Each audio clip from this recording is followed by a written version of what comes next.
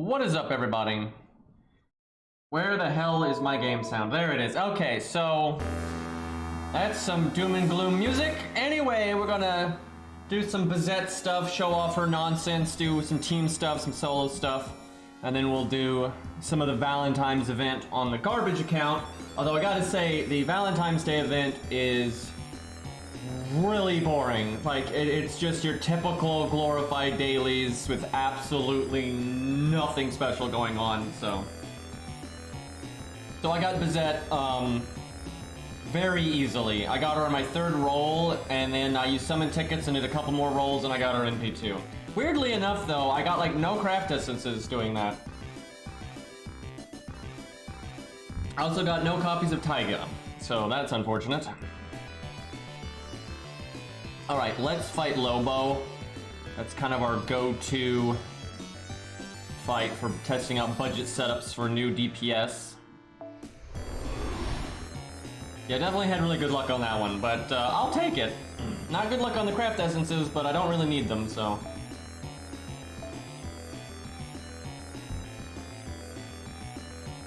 Alright, we gotta summon Bazett, because the ult does not have her. Oh, let me give her a more dignified craft essence. You know, something you can have some pride in, you know, I don't know which one yet, chat, but I'm sure something will stick out to me when we talk about good, competent CEs that you can be proud of. I'm sure something will come to mind here.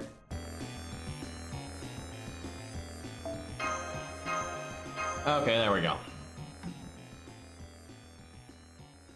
So there's some pretty interesting stuff though with Bazett's gameplay, which we'll show off here in a second, but the buff she gives herself from the NP, like for countering, doesn't seem to, it's really weird. It's like very unique in how it works. I don't think it can be buff blocked. I don't think it can be removed as far as I can tell. It's like a unique status effect that just is kind of, it's almost like a craft essence effect. It just isn't affected by anything. Probably is affected by Wadim, but it's not like she would survive his NP to do her counterattack anyway. But yeah, I think the reason they have the counterattack not be removable or blockable or whatever is because it is an NP, so they wanted it to be, you know, not wrecked by anti-skill stuff, which I think is fair enough. Okay, let's make a setup here. Now, she is quick. When she counters, the game treats it as her using a quick card, essentially. So it benefits from quick up, quick resist down, those kinds of things. It cannot crit, or any of that. Now, there is no good quick support for budget, because fuck this game, but, oh well. I kinda wanna go fast. What can we do to go fast here? Oh yeah, that's another thing. She'll counterattack if she's NP'd, if she is normal card attacked, or if she is debuffed. But I think the debuff has to be a skill from the boss. It can't be like a gimmick. It can't be like, oh, I broke their bar and this thing automatically goes off. I don't think it will work on that kind of stuff. It has to be like the boss actually initiated themselves. Instead of like a stage thingy. Alright, I'm trying to think. If I want to go fast, because she's going to taunt. Now, her biggest flaw, and this is a real fucking flaw, especially for budget. I don't think it's as bad when you're doing like whale stuff. But she's not very tanky. She's got 13,000 health, almost 14,000. But she's an alter ego, so she doesn't really take half damage from anything. So everything's doing at least normal damage to her. And the scarier stuff out there, that'll kill her pretty damn quick. And she's got a 5-turn evade, which that's nice. But that's it. That's all she's got. She's got the 5-turn evade, nothing else. So she's gonna rely on like her teammates to help her out with that. And I think it's a big issue for her in a solo. Now she's okay solo. I don't think she's weak. I think she's pretty good. And I think we'll test her against Gwen here in a minute. Because we've got an account at Gwen, so that'll be kind of fun. Oh, no, wait, no, he's a Saber. Fuck. That won't fly at all. But, the problem I think she has for soloing in a practicality Yeah, she'll wreck Abigail. That's true, because Abigail even debuffs, so you'll pretty much always counter her 3 times. But the problem she has is a lot of boss fights demand a certain amount of survivability out of you. Like, if you have more DPS, you can win faster, but because of, like, they have 4 break bars or whatever, you have to be able to live a certain number of turns, and I think she's going to really struggle with that. I don't think she's going to struggle putting out, like, good damage, and she's got nice utility with the anti-debuff and all these things, but I think there's just some fights where she will just die too fast, because she kind of melts. So if the fight kind of demands you to live longer than she can, it's a problem. I think because of that, and hey RTN, thank you for the 11 months, man. Practically a year, I appreciate it. Oh, actually 18 months, excuse me. So over a year.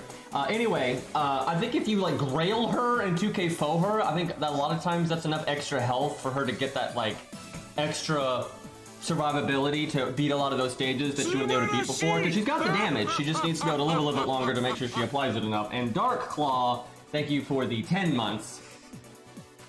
Xenoblade 3 is real. I've never actually played a Xenoblade game. Maybe one of these days. Alright, I'm trying to think what I want to use at the start here. Now Lobo has an oh my god, Zotherista? That ain't right. Thank you for the sub. I'm no idea how to say your name. My apologies, but I really appreciate the sub. Thank you guys. Anyway, Lobo, sure hit. She has evade. She'll fucking die. We need something to do about that, but I also want something that can help us kill, but we gotta keep it budget. Gotta use budget units here.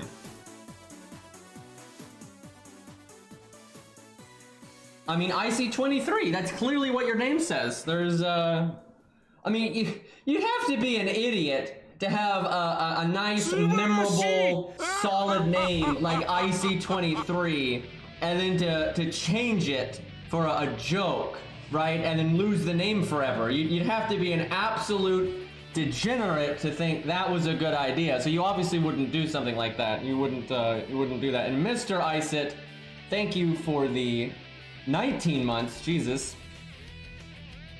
Chat, we haven't even started the stage yet. Yeah, I was thinking Leonidas, we've done that in the past. The problem with Leonidas is, you might die before he taunts, because his survivability is tied to his taunt, and then you don't want his taunt overlapping Bazett's, because that's a whole problem. Actually, let me check. Let's see what Leonidas's taunt percent is. Hers is 500%, I'm pretty sure. His is actually tied to his overcharge. So if he vanilla NPs, it's only 100%. So if I'm correct about Bizet being 500%, that means she would be the one that gets attacked. And Sharquato with the 100 bits. Hi, how you doing, Sharquato? You kept up with any of this JP madness? Oh, did you get partner? Oh, fucking awesome. That was so fast. But yeah, your stream really blew up, so you're a good example. I've talked about this before. There's some streamers that they've just got what it takes to like be a streamer, right? They've got the right personality, the right voice, that kind of thing. And a lot of times all they need is just, you know, to kind of get the ball rolling, and then they're gonna just keep growing, right? And I think Sharquato is a good example of that, because he's kind of just consistently, you know, been rolling. So that's awesome that you got partner. That's really quick. That's really quick. Yeah, that's awesome. All right. Let's see if this Leonidas thing is accurate. Wait. Surely my ult account has Leonidas. Oh, right. I grailed him. Well, not exactly budget anymore, but to be honest, fuck it. We'll just roll with it.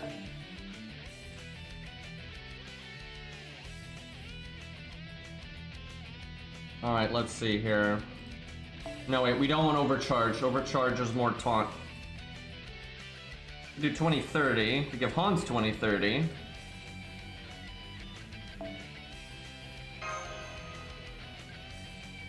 Maybe we have Leonidas like NP really quick. I should have done this before the stream, but tough. Alright, we'll give Hans starting NP. Alright. Now we want to go gas mode. What? Guys, budget support, right? Totally. It was actually Mozart just for the crits. Actually, Alex is not that bad because of the buff removal. Yeah, screw it. We're going with Alex. We'll do Star Bomb.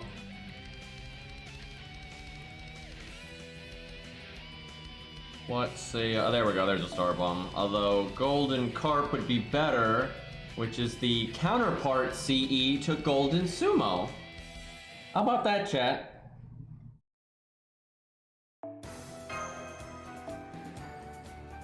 Probably want a taunt. Let's not use Mash because she's a little broken here. Could do Chin Gong.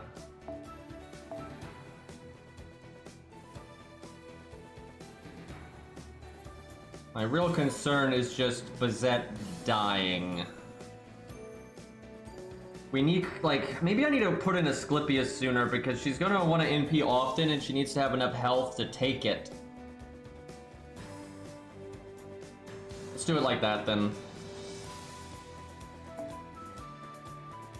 Do I have Asclepius's passive? No. Damn it. That is unfortunate.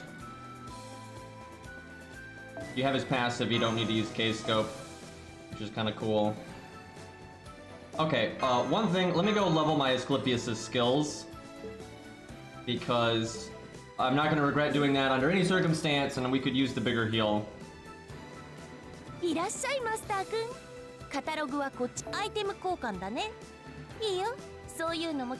know from oh, we already bought them. I was about to say, I know from experience, we're going to need those caster gems. One of the easiest purchases from that new pure prism system. Lost, I see what you've been doing with those bits, by the way. Don't think you snuck that past me. Alright, Asclepius. First skill.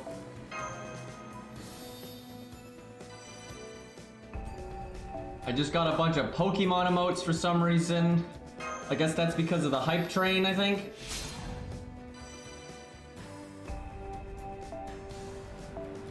Okay, I think we can just go all the way to 10. Hell yeah. This account's probably getting low in lores, though. I just haven't been doing events on it. Okay, apparently not. Never mind. Chat, you can't have any. They're mine. I need these.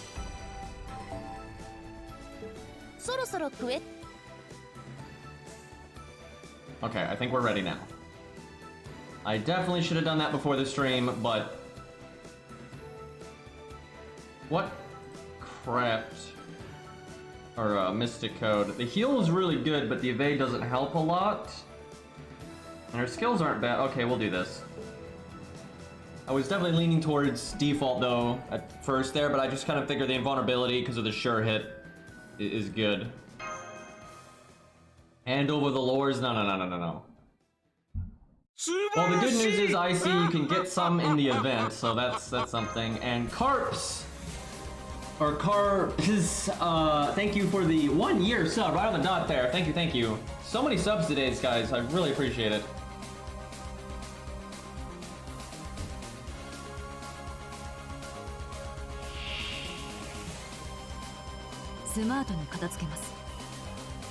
So, from what I understand, she's mostly Bizet in stage 1, and then in stage 3, she's mostly a deity. And then she has different animations in stage 3, which I saw that coming a mile away because of like just the animations they showed in the preview. Alright, pretty bad opening hand, but we'll make do. I could NP right now with Bazett because she has a 50% battery, because of course she does. They just can't make units without 50% batteries anymore. Remember when Billy was special, chat? You remember that? Like, god damn, dude.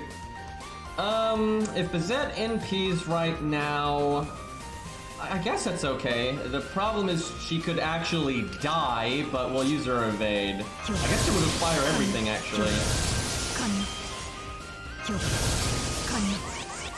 We'll give her Hans's third skill. I guess we'll give her the Buster Up. I don't see why not. So she won't take any damage right here. So I guess Hans... I kind of want to do Hans's art card though, because Hans does need to get his NP. It'll lower her damage by 50%, but if Hans doesn't get his NP eventually, it's going to be a problem. We'll do slow-mo here.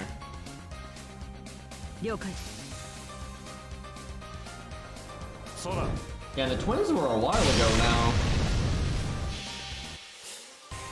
Anytime they want a unit to be like hyped, they always give them a big battery. That looks pretty cool though.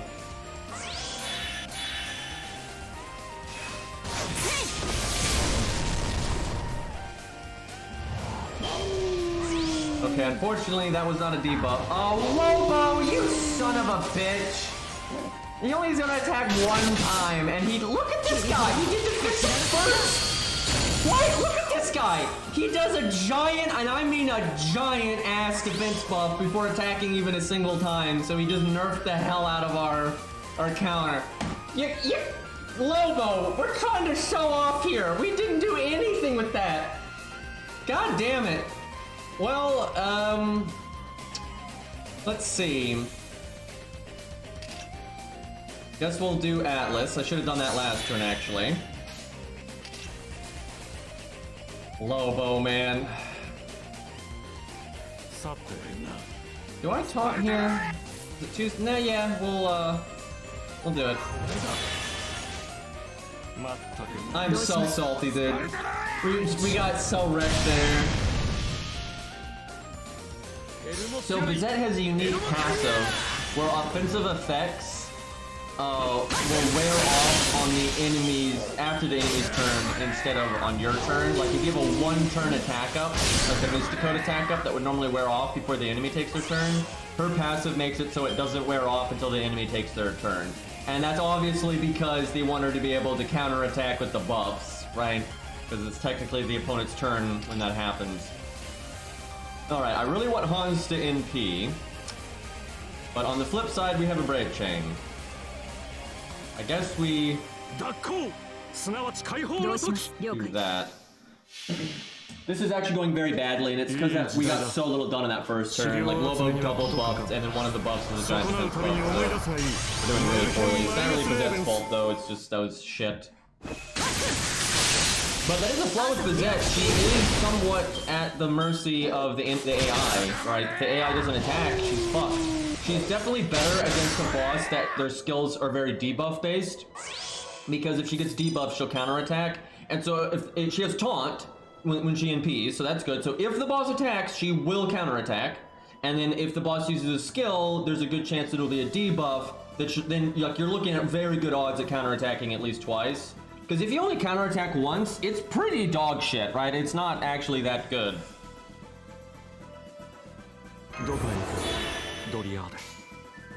Alright, let's see if her taunt actually wins out and she can remove the defense buff. Although he could just recast it, but we'll see. Also, Hans did not land the attack buff. Yeah, she can counterattack multiple times. We didn't show that though because Lobo wrecked our shit there. She didn't actually win out on the taunt thing there. Looks like 50-50 there. That's unfortunate. So we still only counterattacked once. Man, this is just going horribly. Big yikes. Although we're not dying. The survivability side of it is working out pretty well. I don't want to taunt on Leonidas until it's the NP turn.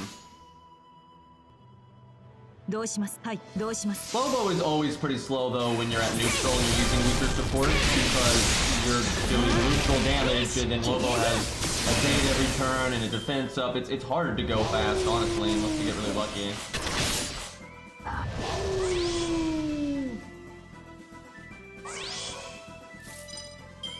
Now she can get her NP because her hit count on her quick is 6. So she's gonna get it without Hans's skill, so I can wait to use Hans's third skill until next turn. We really want to break here though. Could throw her evade away, but I don't think that's worth it.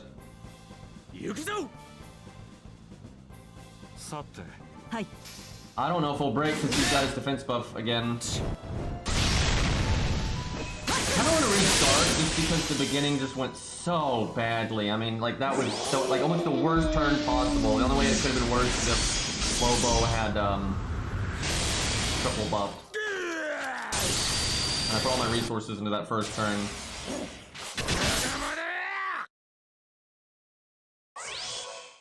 She has multiple lines for Ku and Angra actually, depending on what stage she's in.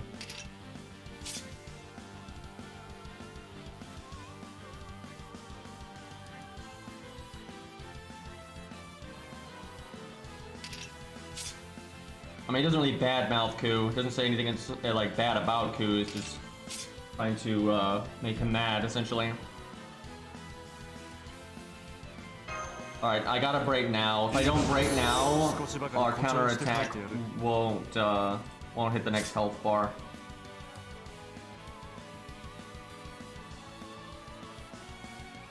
Do I guess I evade, yeah. The stars should guarantee that we get what we need done here. 31k with art and extra.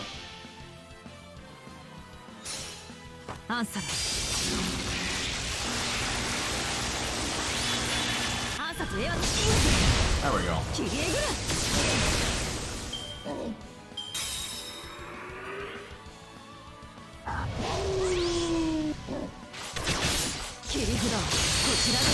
Come on, Lobo. There we go.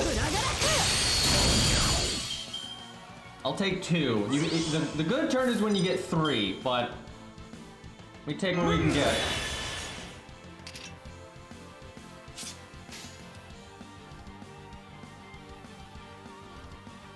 Okay, this is a pretty nice turn.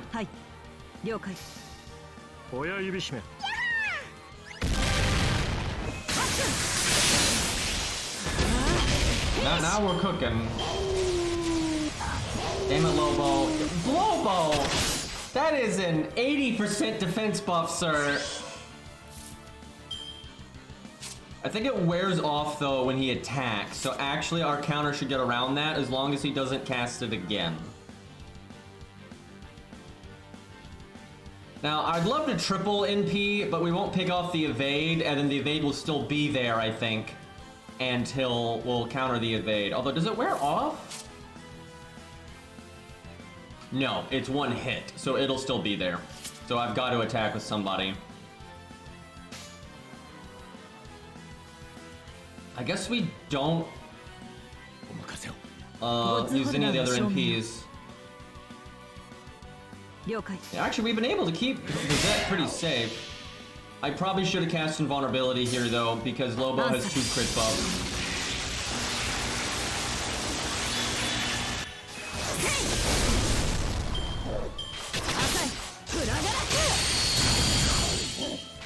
Yes, there we go. Now we're talking. Yeah, we definitely took a hit there. I will say the bouncing the taunts back and forth is working quite nicely, though. So we can battery next turn. This is I could probably kill him right now, though. But it'd be okay. So yes, we can probably kill him right now, but it is a lot cooler if we kill him with an NP. But we're here for like value testing, so I guess we'll go for the kill here. Kind of wild that I'm just ignoring all my other NPs, but I think we can get the job done without them, so... Slow-mo so I can cancel the app if we kill! She actually turned this around. She was going really slow at the start. Okay, she didn't kill, though. Yeah, she was going super slow at the start, but she sped it up a lot actually, because most units don't do it in like 10 or 11 turns or so. So she turned it around.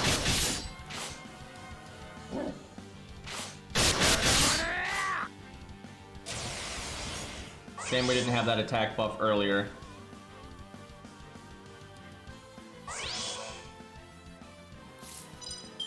Alright, let's see what we can do here. I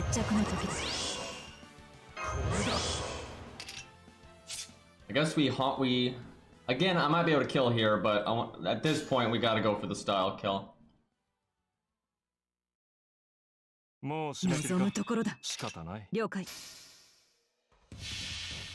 Watch Lobo triple buff. Hey Arjuna. Yeah, she's pretty good. I think her biggest flaw is just the fact she's an alter ego. I think she'd be a lot better off if she wasn't an alter ego, because she could use some extra health, and she pretty much will never take half damage from a boss. So a little reliant on her teammates there, but she's definitely good. Yeah,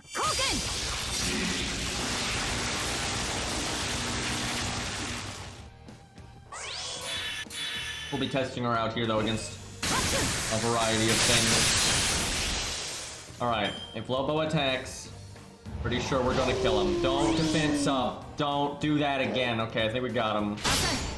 Ooh, a little bit of damage there though. Yeah, we got him. Alright, that was pretty good. It was a really rough start, but we could have actually done even better if it wasn't for that rough start, so that was decently impressive.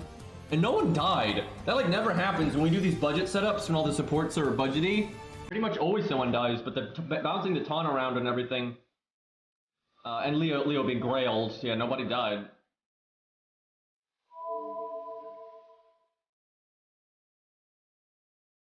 What does her Bond CE do beyond guts? Because I'd imagine they do something else as well.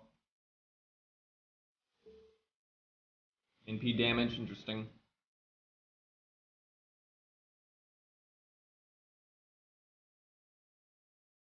I'm not sure it's better because of the no attack. Like, I imagine that the 2 gods, 3 legs, or whatever the hell it's called, because of the attack stat when it's leveled up, is probably ultimately better. That's kind of sad though, but what are you gonna do? Alright, let's see, where else do we want to test her? We can do solo stuff. Yeah, let's do a solo at least. What do we got on this account? We got Abigail. That's kind of sad though. You know what? Wait, which account has Abigail? I think it's the Herc account, right? I don't think it's this account. Let me make sure about that. I think this account has Asterios and, what's her name? Short shit. Yeah, that's it.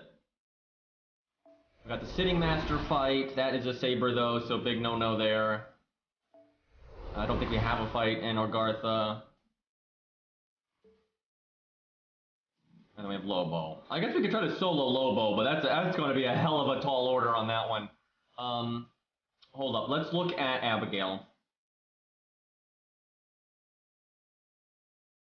Let's see here. That is the Herc account.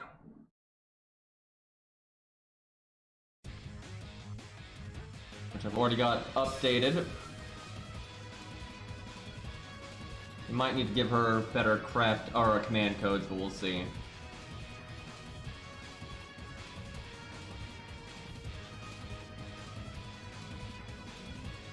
Didn't quite space that right. There we go. Yeah, we'll do Richard in a second. I messed around with that a bit last night, but at the time she was 111 and like level 85. Now she's 10-10-10, and she was in P1 at the time. Also, Richard triple crit her. So you can imagine how that run went. So we'll have to give her another try. I guess we'll do that next. We'll do Abigail here, and then we'll do Richard next. Now, even though she's an alter ego, she's probably going to need a gut CE to be safe. Just the way Abigail works. Abigail's NP, though, will not remove the counterattack. So that's rather unique. I've been slowly leveling my guts crap that's on my main account. It's level 78 now.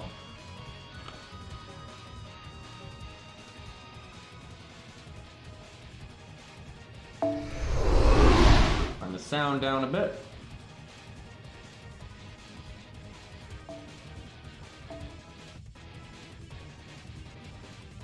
Oh yeah, Bazett's on several CEs. I think she's on like 3 or 4 of them or something like that. She's on quite a few.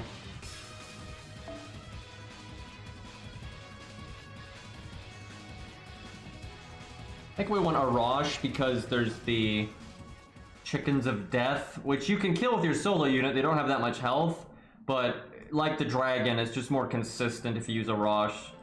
Everyone's performance is more similar to each other. I think it's kind of tough to pick between these. The heal is really good for her because if she loses, it's because she just runs out of health, like absolutely. But her skills are powerful, so it's really nice to get them back. And there are debuffs here. Okay, the debuffs make me go with Atlas. I definitely need different command codes, but let's see if she can win. Well, let me at least give her a debuff clear command code. There's a lot of debuffs here, which is good for her. Shut up, Da Vinci! God damn it! Every day with that one. Alright, debuff clear. Put it on Buster. Might want to put it on quick, but we'll make do. No, Da Vinci, no! Back in your corner. Alright, command codes generally update without you having to refresh, so I think we can just start and we'll be good.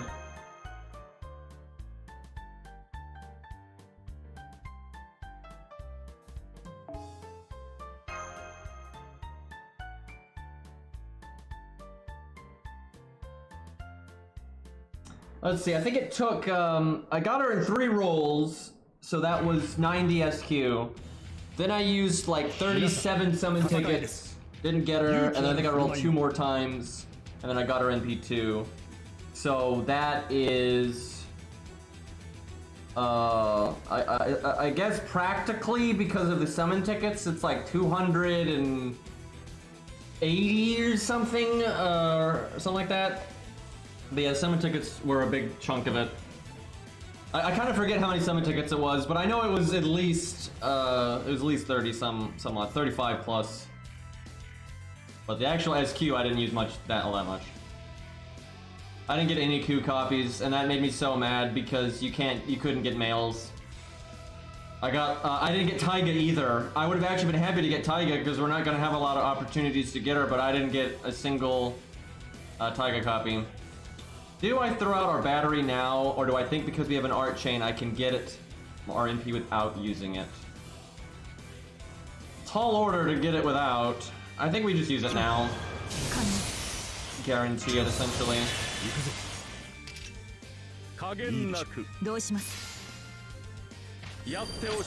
Sucks wasting the crit buff and all that, but the MP's better overall.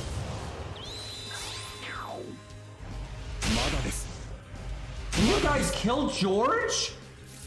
Hello? Fucking level 1? I know he's a writer, but still, he's level 1 for God's sakes. Also, nice hand there for Bizet. What are you gonna do?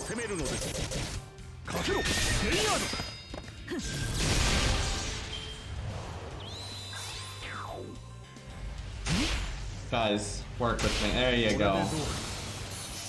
I actually don't like that Stargen down on her at all, but we'll have a chance to get rid of it later.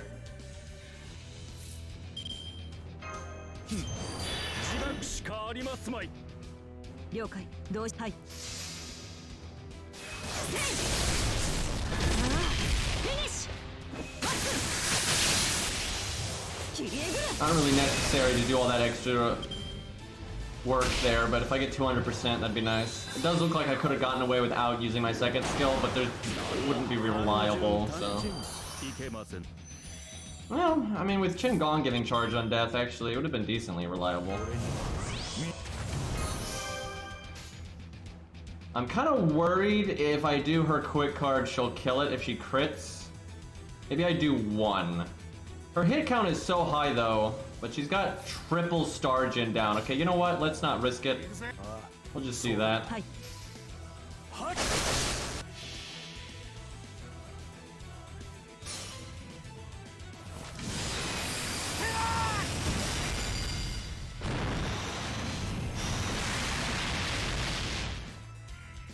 Good guy, Arash. Alright, here we go. Party time. How close are we to getting our second skill back? If it's back next turn, then there's actually no harm in using it earlier, because I wouldn't cast it until next turn anyway.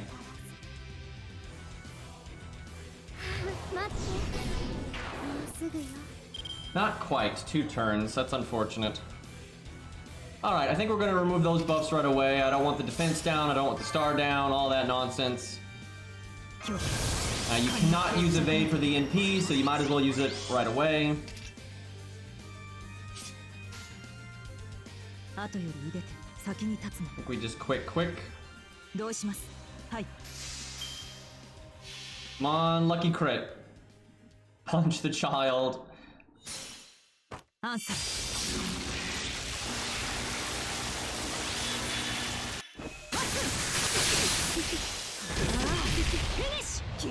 That punch combo she just did right there looks a lot better in slow-mo. It's a little too fast in quick mode.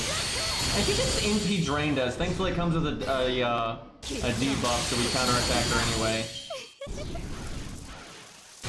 She just absolutely obliterated our NP charge though. Like, Jesus Christ.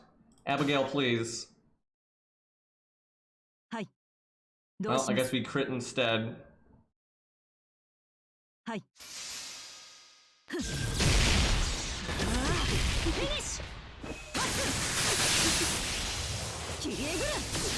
Now surely she won't do it again, right?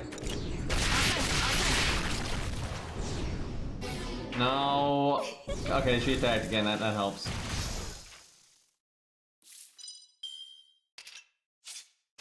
Let's see. I want to get rid of that attack down, so I think I do that. Besides, that's actually good. We get the health shift. It's like guts. You gotta do something to have it like target switch, and our NP lets us do that, so that worked out.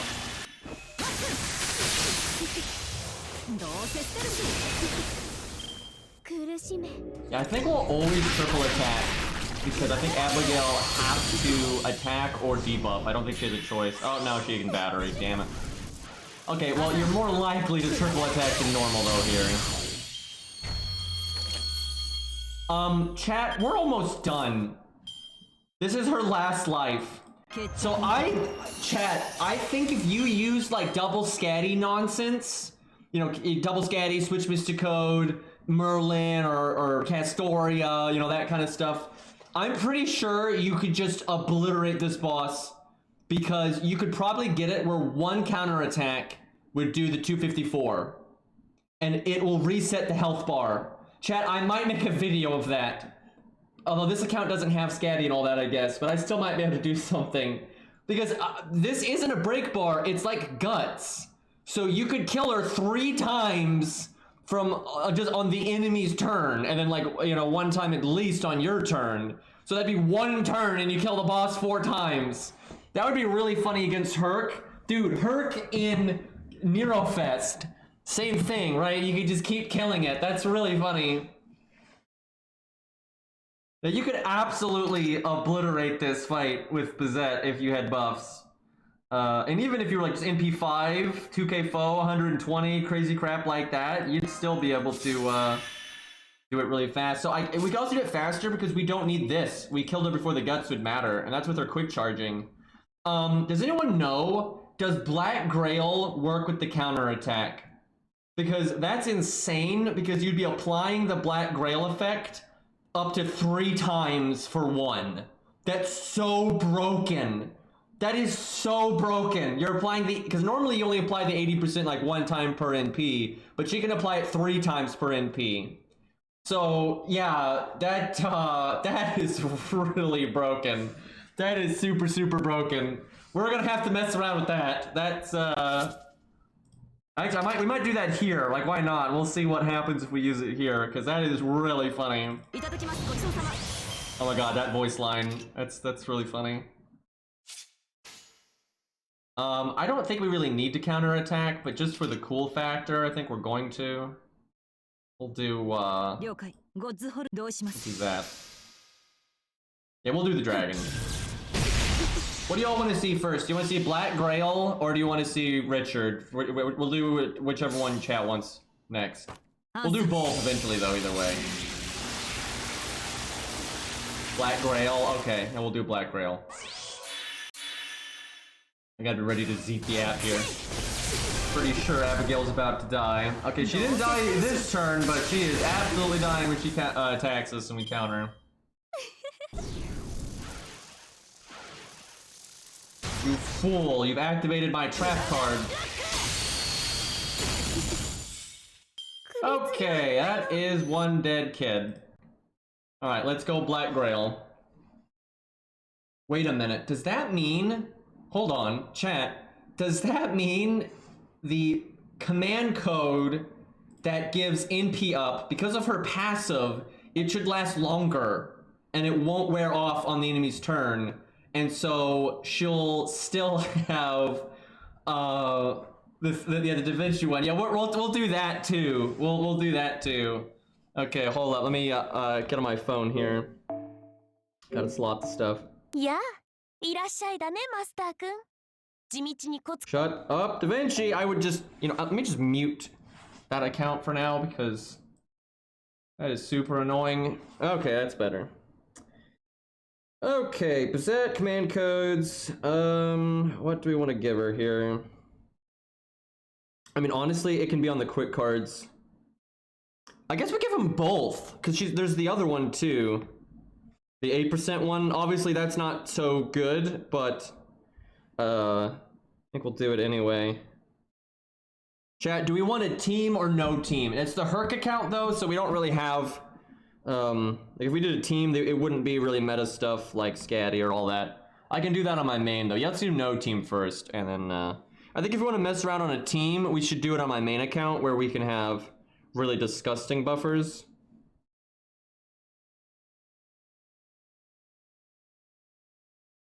Okay, I guess we'll give her the Merlin command code on our art, so in the early part of the fight we can get her NP easier. Alright, this ought to do. And then let me give her Black Grail. Oh, this is going to be funny. Thankfully my Black Grail is level 100. Alright, it's ready.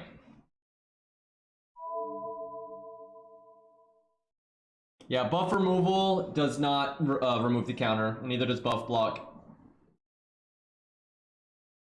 Yeah, stun or charm though, because she can't do anything. So the buff will remain, she'll still have it, it just won't, she can't use it.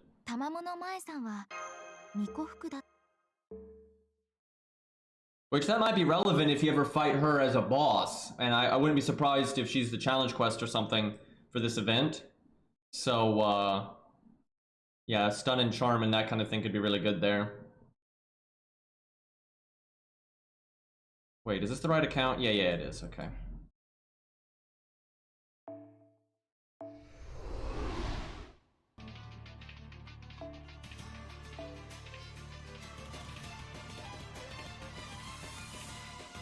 Black Grail.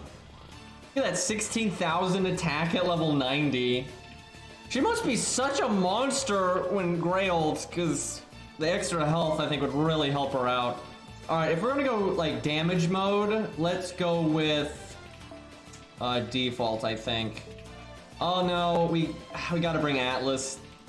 Well, we don't have to bring Atlas, but we need the debuff clear to be reliable. Now you can just get lucky and just don't get stunned forehead, but also you can get lucky and get your debuff clear command code. But let's go with Atlas for being reliable.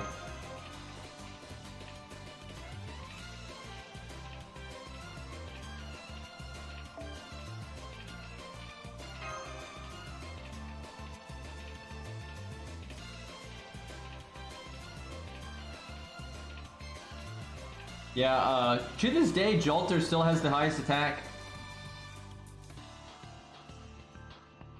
スマートに片付けます。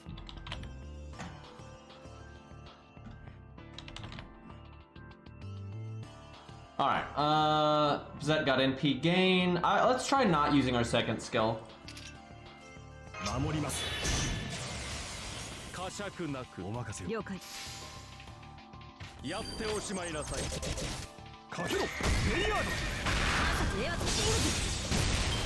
Bonk.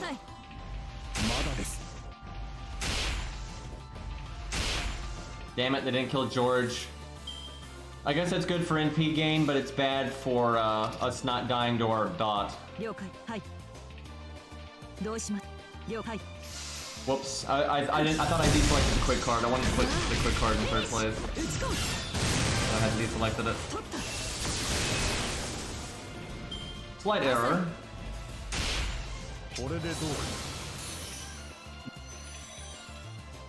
Okay, we need to make sure we don't kill this last guy.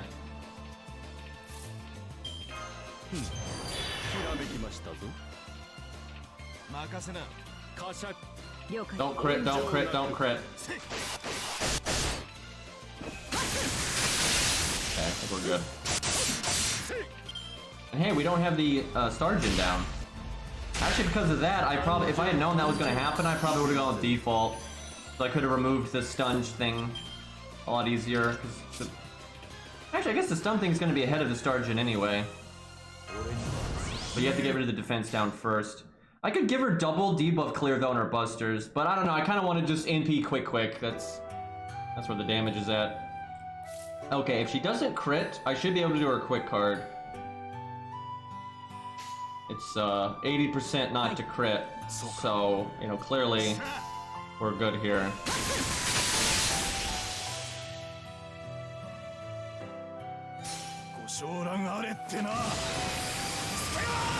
Why are we bullying Abigail? Because, you know, punching bag. Kinda good like that.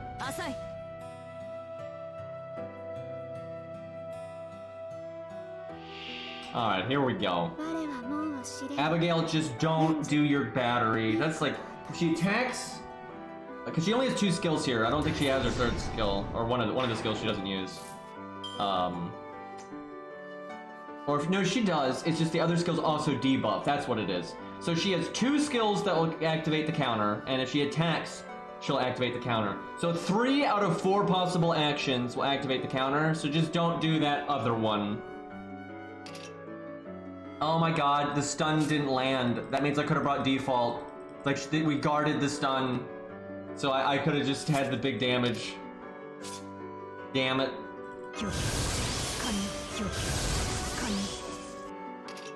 Let's see. So we just NP and then do both of these bad boys. Let's see what we get. Yeah, that would have been, like, because the attack up for her will linger into the enemy turn, because she has a passive that does that. And, that's a lot of extra damage here. Now see, if we had a team with buffers, we could have killed with our normal attack. So that, and if you had buffs, that would have killed the next health bar. Wait, how did we, what? What happened?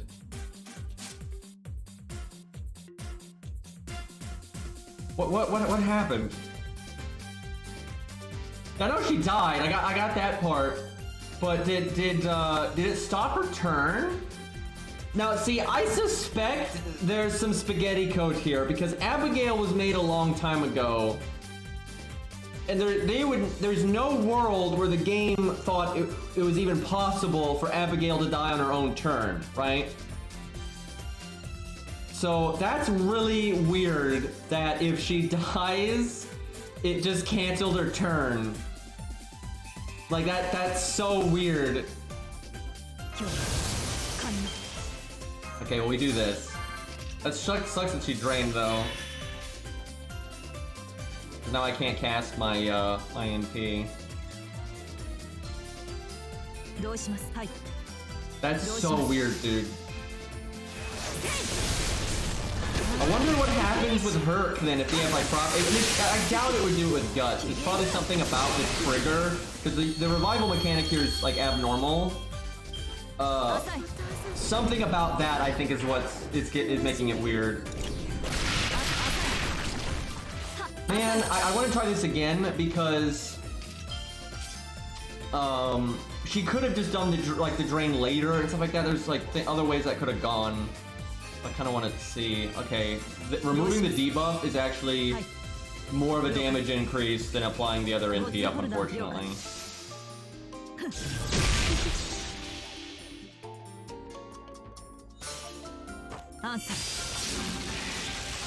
No, that has nothing to do with why she can't break HP bars. It's completely different. Because she can kill, she absolutely can kill an enemy's turn. I've done that several times. Like, the counterattack can finish an enemy off in the enemy stage completely. The thing about break bars is break bars are unique in that they're not allowed to be broken until the turn is over. That's like a thing, so it just doesn't work. So I think what's happening here, this is just a unique thing, right? This is not connected to like how the counter normally works. This is not connected to how break bars work. I think it's just when that whole key thing triggers, the boss's turn is just over, and I think it's because the game didn't think it couldn't trigger there. You see that like unique camera thing that happens? That's not supposed to trigger on the boss's turn, right? Like it's just not supposed to happen. So that's actually bad for Bizet though. It's lowering our damage a lot because we could be blasting the next health bar if the boss could keep attacking, but because they're not allowed, it's kind of messing it up. I think we'll win anyway, but yeah, that's kind of strange. Yeah, we win next turn. Because we should get our NP here. Her NP game's quite good. On account that she has a 6 hit count quick card. Okay, yeah, the boss is dead. That is nutty though, that Black Grail and all this other nonsense works. Beastly, this shit is crazy. I brought her against that Canis Zeus fight and the counter instant blowing up the top and bottom. Wait, what happens? Wait, Beastly, what happens? Like if let's say it's switched to the top and the top attacks and she counters and kills it, what happens? Like what does the game do? Yeah, we'll do the dragon next. We'll do the dragon next. Okay, we actually might be able to kill her before the boss's turn, but we obviously we could NP and then the boss is dead. We can't die because of vulnerability, and then we're obviously gonna one-shot. It dies and goes back down, and the head continues? Holy shit, Beastly, please make a video of this. I'm begging you, please make a video of this. I gotta see that. I've got to fucking see that. That'll make such a good video. Oh my god, that's ridiculous. Just bonk, bonk, bonk. Because if you get lucky and all 3 of them attack, you can just get so much done there. Like, you just gotta, like, get a lucky run where they attack 3 times. And because she has taunt, they're always gonna attack her, so... Okay, let's go to Richard. This is obviously... Richard is a terrible fight for her, because she'll do half damage. So that's really, really bad, but we'll still see how she does regardless. I almost wonder if Black Grail is actually meta for her in a solo. I feel like in a solo that long, you'd probably be better off with like a limit broken level 100 imaginary around, because it still adds a chunk of damage and it boosts your NP gain, boosts your star gen, which you don't need that, but boosts your NP gain, boosts your normal card damage, which is good with the crits, and then you're not taking the 500 damage every turn. Yeah, Yang CE would work too. And we might use the Yang CE just because it's level 100. My imaginary round is like level 45 or something, and so you're missing so much attack stat there that it hurts. Yeah, I guess we'll do Yang CE, see how that does. Yeah, actually, Richard is bad for her on a lot of fronts because it's true. Richard buffs a lot. Like, it's not rare that Richard decides to buff. Alright, let me get on my main account.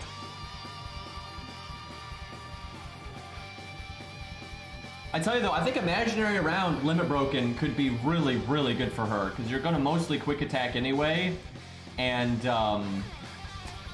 you get the damage for the NP, you get the extra NP gain on the quicks, and that's no joke. Like extra 30% on those 2 quicks, especially if they're critting, that's pretty good. Let's see, what do we give her? I don't know, the NP up is legit really good for her. Hey Cairo. Cairo, limit broken Black Grail works on Bazett and it's very silly. Yeah, Abigail, like, the fight, it's basically, Abigail wasn't coded with Bazett in mind, and the game kind of freaks out, because you're not supposed to be able to trigger the key thing on her turn, because there was no, you could never, even with dots, it doesn't work that way. It's like, dots trigger after the turn, that the boss has finished its turn. So, like, the turn just instantly ends, and it doesn't even let the boss cast skills or anything, like, basically, the animation of the keys going off is just like the end of the AI's turn. It just, no matter what, that's the end of the turn. It's really weird. But yeah, you can just tell that, like, that fight is not coded with that in mind at all.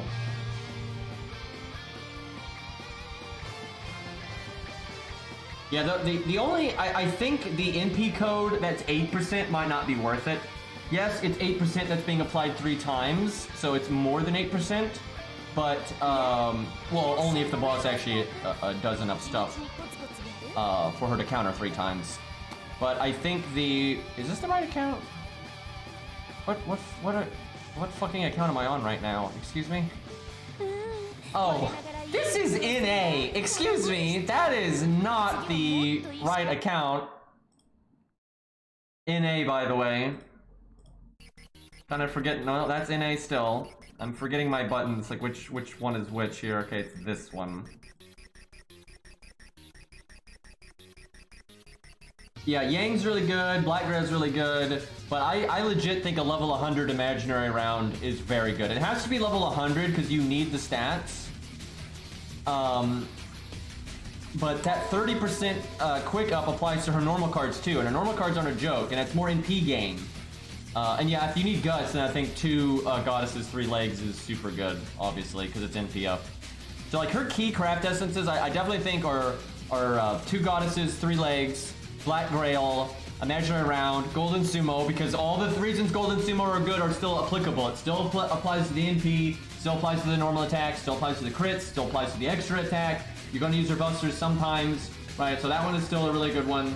But I definitely think Imaginary Round is really good on her. Like I think it's just you have to level the damn thing. Okay, we need Richard.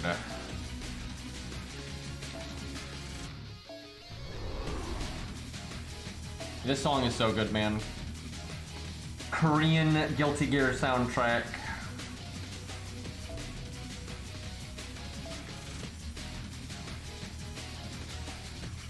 Alright, hold on. We need to change CCs. And then we need to think about what CE we want. Yeah, Bazett's pretty cool. I might grail Bazett someday, but my priority right now is grailing Tesla. As much as I like Bazett, fucking Tesla is kind of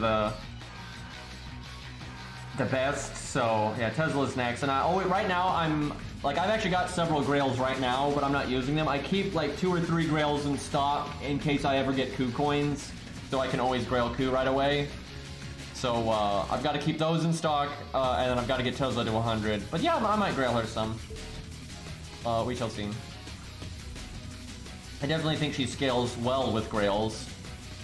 It's mainly the health. You really want the health, because you want her to be able to live an extra turn or 2. Cairo, don't just... I know what you're on about, Cairo. And now you're gonna play the victim like, oh, I didn't do anything. You know exactly what you did.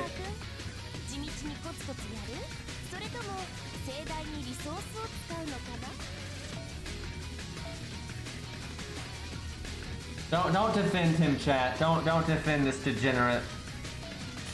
All right. We keep this one. I think we cut this one. How do I want to go about this?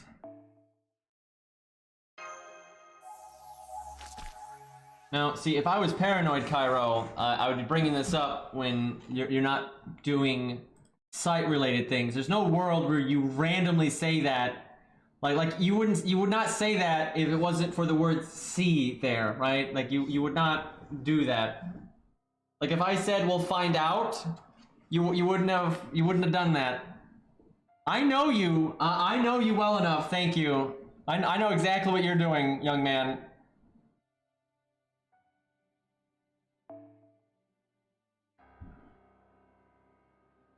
All right.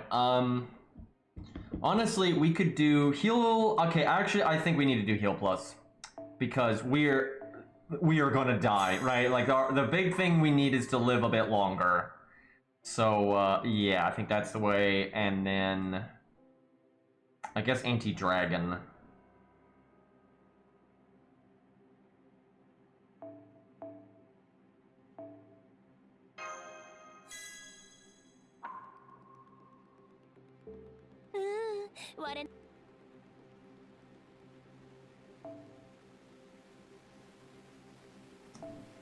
I honestly don't know what to go with CE-wise. I don't think Black Grail is correct here, just because the 500 damage is just gonna wreck us. The fight's too long for that. Like, it is super good, but I don't think it's right here. So I think Yang CE. The problem with Yang CE, then I have to work in a burn somewhere, though. And that's kind of awkward. But it is 40% damage. The problem with Imaginary Round is it's not leveled enough.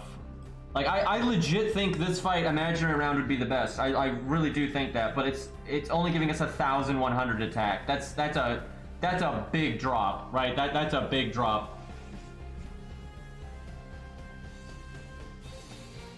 Yeah, honestly, it might be Golden Sumo right now, because we are going to be normal attacking.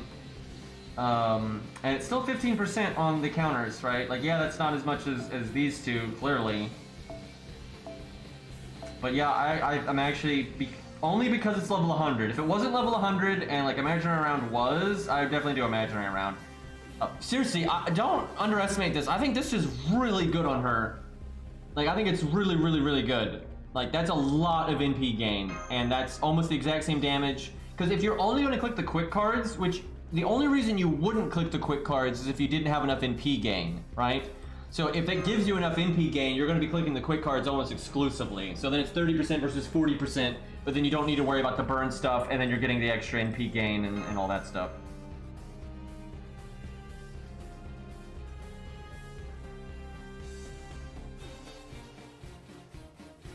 Alright, let's see how we fare against Richard.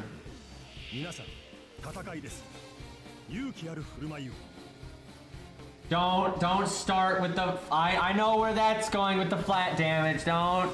No. It is true, though. You could theoretically attack... Let's see. So 4 times because of the extra attack. So 7 times. You could attack 7 times.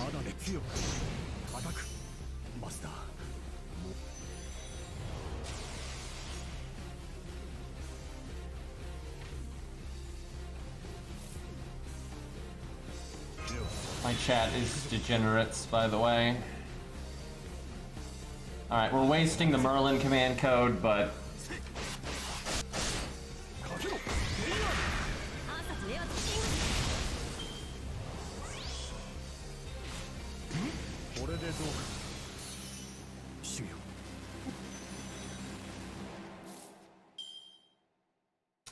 Alright, what's the most stars I can get? Yes, boom, boom, a boom. Can you imagine if Bazett's passive just made offensive buffs last 1 turn longer? Like, it's really good as is, where it makes them linger into the enemy's turn, obviously, but can you imagine if it just made all offensive buffs last 1 turn longer? That would be so ridiculous. Like, the Mystic Code that gives you Pierce and Vulnerability would give you 2-turn Pierce and Vulnerability, right? That's so busted.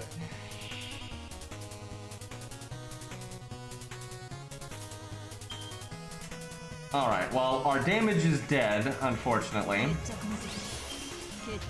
We need, especially on this turn that we have Evade, we really need Richard to attack. Like, later, it sucks if he doesn't attack, and we don't get as many counters, but we at least save health. Where here, we won't save health. Him buffing is just bad in every way possible here, so the more he buffs, the worse it is. Hopefully we at least get 2 counters. Okay, that's one. Good.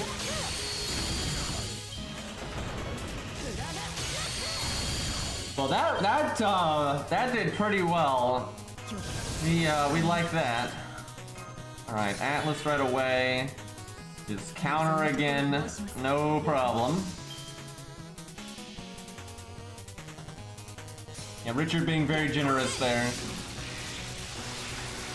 So the only thing I don't like about stage 1 Bazett is the sound effect on her counter. It's got like that ringing noise that is just really loud and annoying.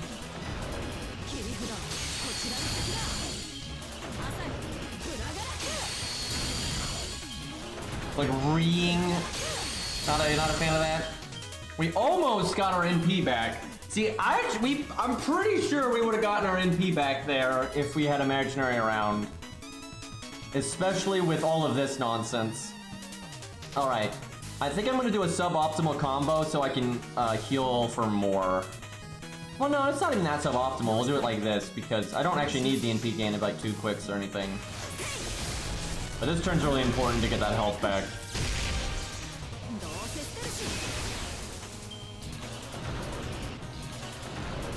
Yeah, that Kama C be pretty good. That one's less accessible to a lot of people, but as is the Yang CE, obviously. I guess I have Evade right now. Yeah, I think Imaginary round is really good on her. Like that just extra push on NP gain I think is so worth it. I might even start leveling it after I get the Guts one up, because it's not bad on Q every once in a while as well. I don't know. I just failed a 90% crit, by the way, which is a lot of NP gain because of her hit count.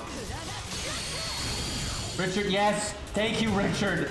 You're such a bro. He's helping me out with these, look at this. He's attacking so much. What a bro, dude. Normally I'd be screaming if, Richard was attacking this much, because it'd be really bad for us, but, due to the way Bazett works, it's awesome. Very, very lucky. Sadly, so if we crit earlier with that quick attack, we would have gotten our NP again. I kind of want to save my first skill, because it's not gonna, well, no, I'll use it. By the way, this skill, this right here, is anti-caster damage. So she is a real caster killer at that point. Because Ultra Ego gets the bonus damage anyway. Man, one turn off the heal. Unfortunate timing. I guess I want the stars then.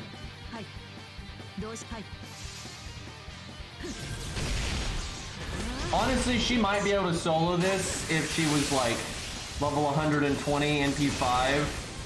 Because she's gonna die. Like, she's absolutely gonna die. But yeah, at 120, NP5, 2k foe, get a little lucky, stuff like that. I could see her actually beating this.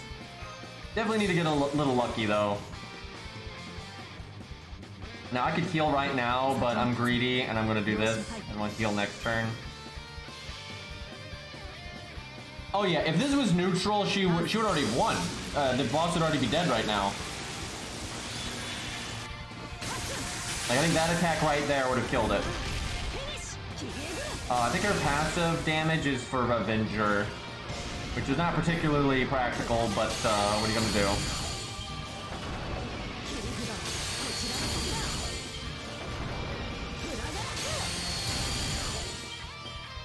Okay, I've got a battery just for that tiny amount.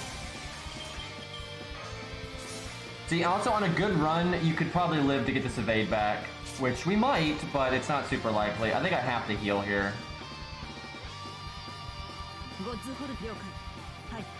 I lose a lot of damage doing this, but we're so likely to die soon. Richard's a tanky son of a bitch, man. Especially when you're doing half damage.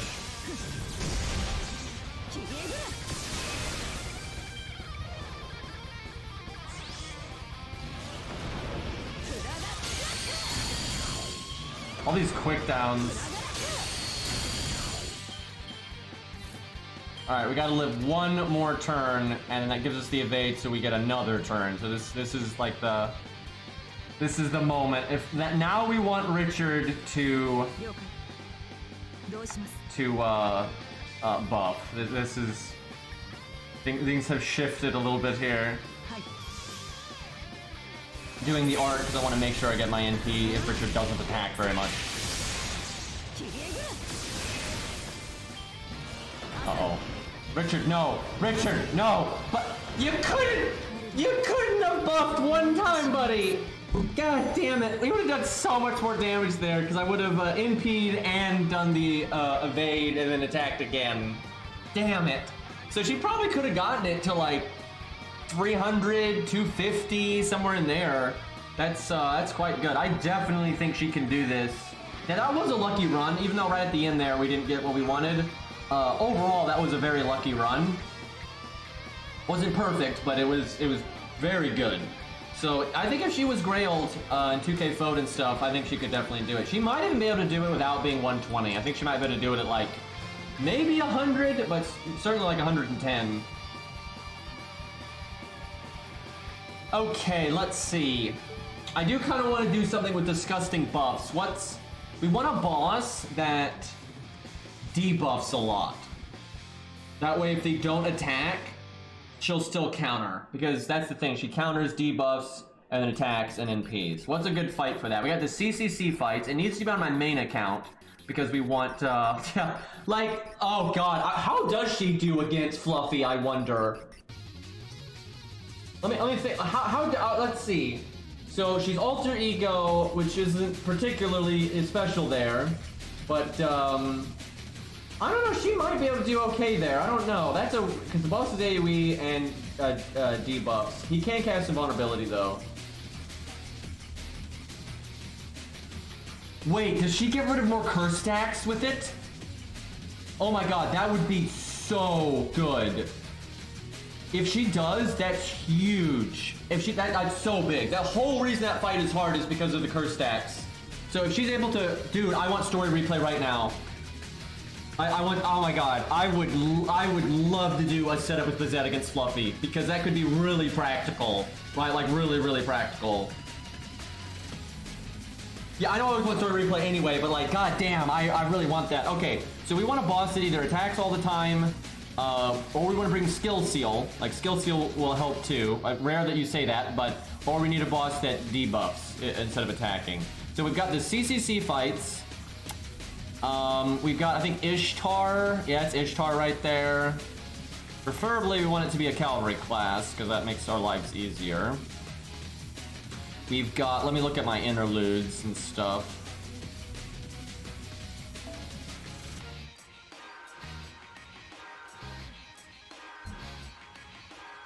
Yeah, George is decent. There's also Cleopatra, but her invulnerability is actually really annoying there. She doesn't two-turn Kiara. Like, I don't know why people act like that's two-turning. That's not two-turning. If your second turn ends and it goes into the third turn. I don't know why people think we have the Doorman tree. Why on earth would I have the Doorman tree? Like I haven't done Lost Vault 6.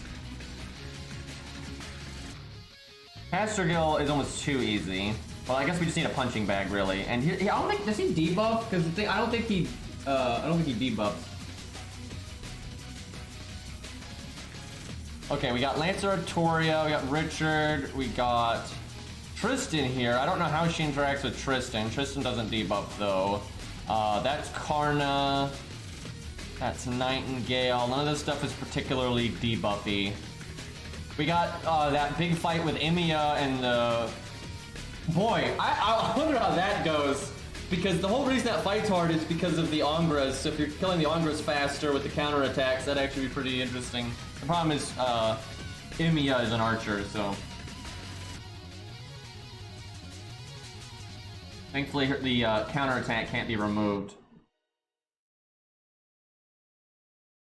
Tristan doesn't buff removal very much, though, in that fight, though, I don't think.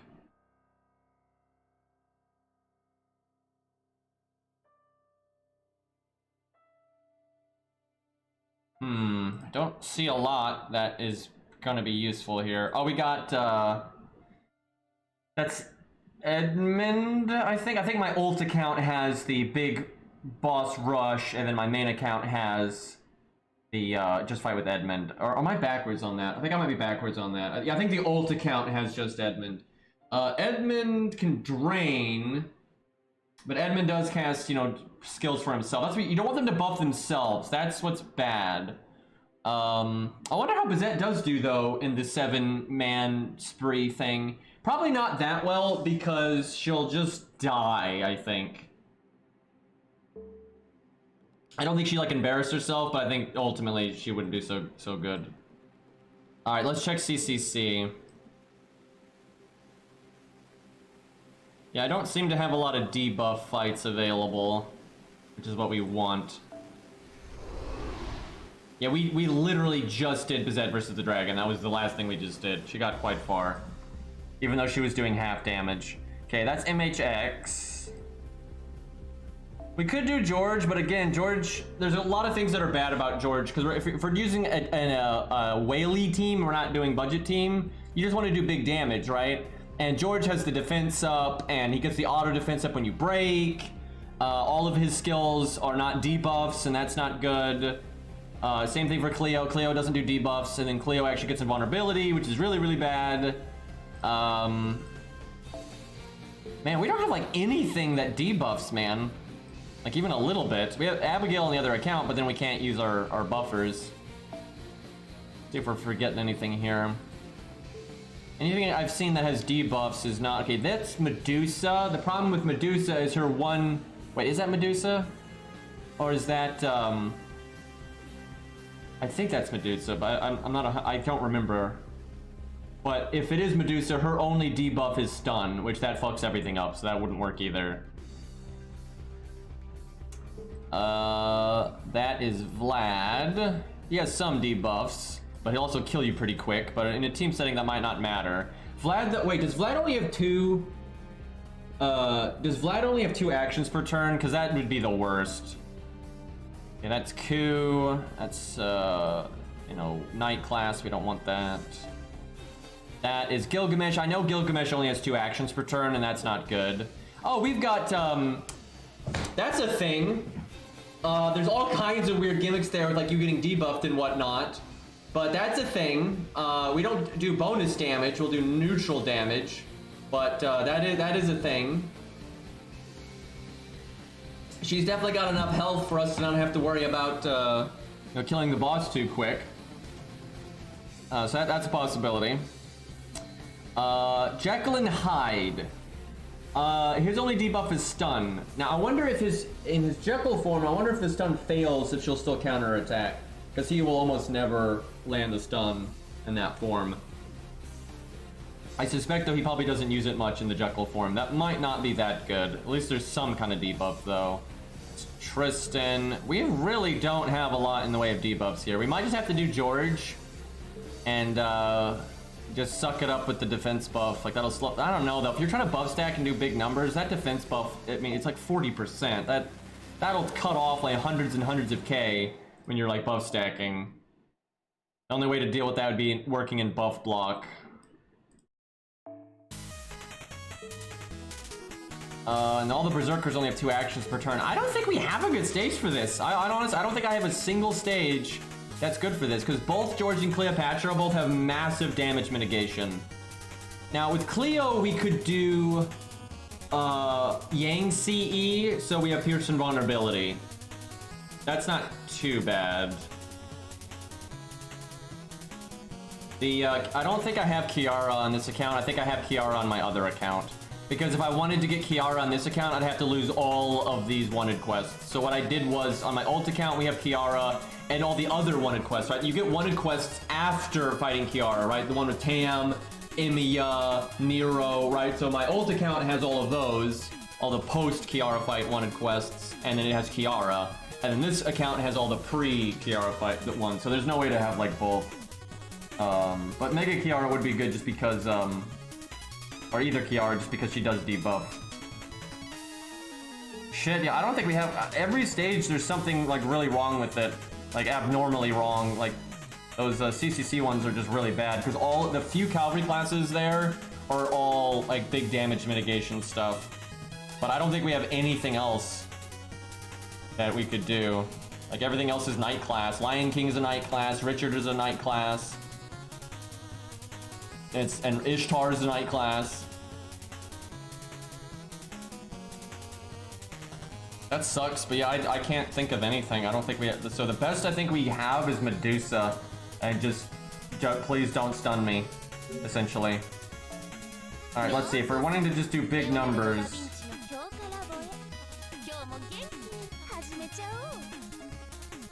We could give her the anti-stun command code. That could work. Yeah, we won't need the heal. We won't have as much damage if I do that. We have to get lucky though, and we have to actually get it. Which there's no guarantee. Man, she'll be good with Summer BB. Like if you keep resetting the stage, like a challenge quest, you keep resetting it until you get both her quick cards. That's super broken. Like if you can switch in Summer BB.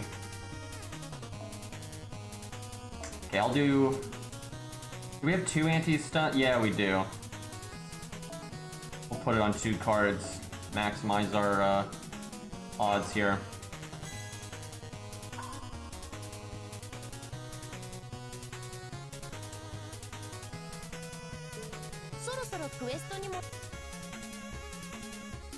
I mean, if you attack and debuff, that's not going to do anything. Like that's just going to counterattack once.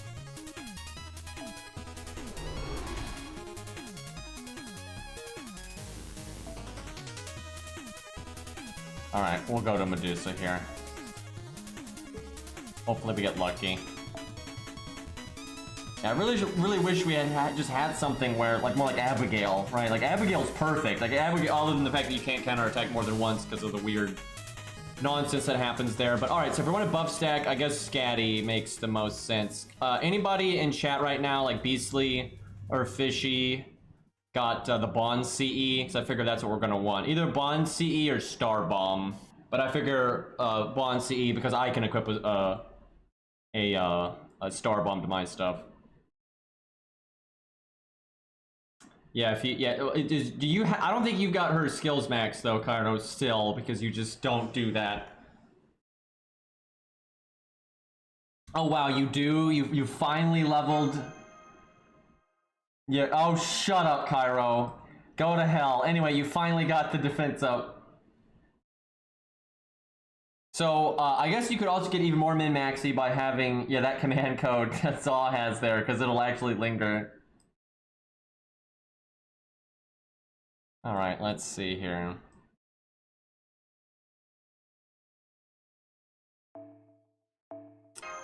Alright, so we want to gas. That's really important. I wonder if I can get away with doing Black Grail. I don't know if we need to, but I wonder if I can get away with that because of her own 50% battery. So there's going to be 2 Scatties on the team, obviously.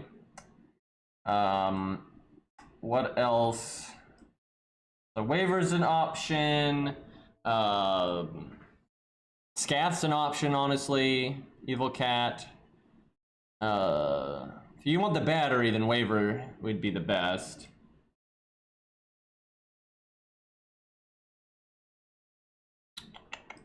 The debuff is not what makes her counter. It's the action of them targeting her to try to debuff her. That is what does it.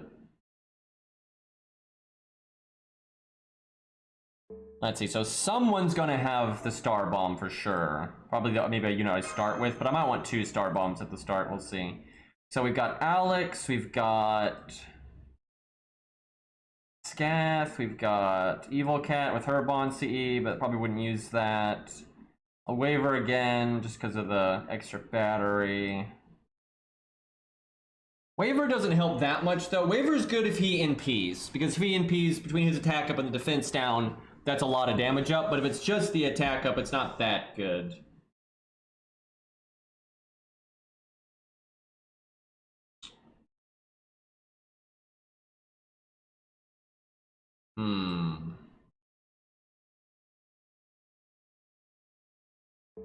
Like, whoever it is, I want to be able to switch them out for Scatty, I think. I feel like that's the way to go. Now, Alex's buffs will linger into the next turn. I guess what you want to do is you want to break on turn 1 and then you want to counter attack. I'm pretty sure that's what we want to see. So Alex is not necessary then. We want... I guess Waver then, because if we're going to crit on like turn 1, we want those crits to do more damage with the crit up. So we'll do that. It's not like peak, it won't be peak counterattack damage that way, but I think that's best. Okay. I guess it's just that. With the way if we're gonna try like 1-2, I think it's just that right there, and then we do switch Mystic Code. And then we just gotta hope for the best from Medusa.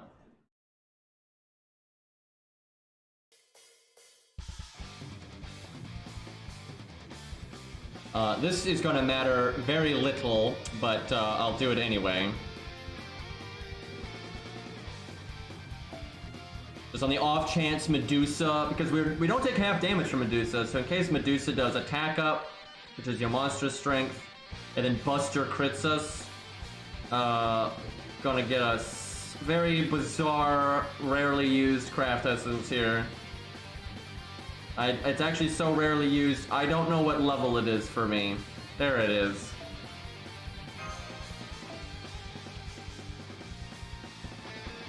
Incredibly unlikely that this will make a difference, but on the off chance that it does, kinda handy. I've got another one in here somewhere. There we go. Extra 2,200 health, I mean, I can definitely buy you a turn. Wait, did I give her Black Grail? I think I did.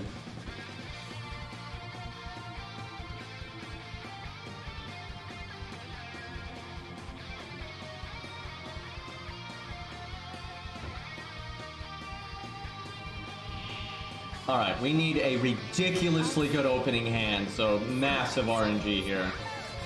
Oh, god damn it. BB, go to hell. Why quick down, right? Why quick down? Of all the things. BBY, god damn it. Running everything. Well, that's not an amazing hand there, but let's see if it's enough. That's a 20% quick down, so it's fairly significant.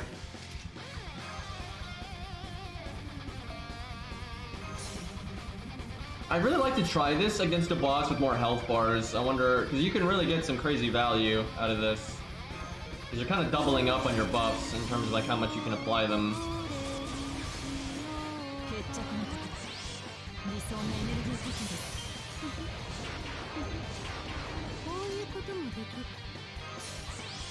So she's got to break with these 2 cards.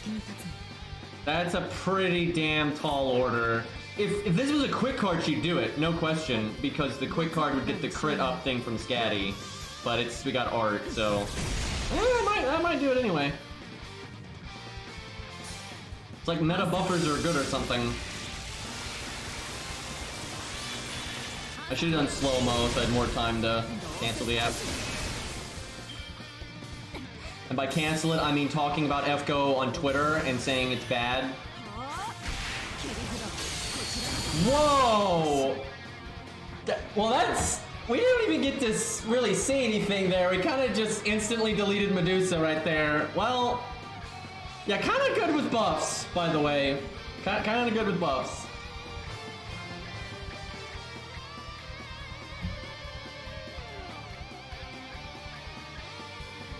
That is really so. We need a boss with more health than that.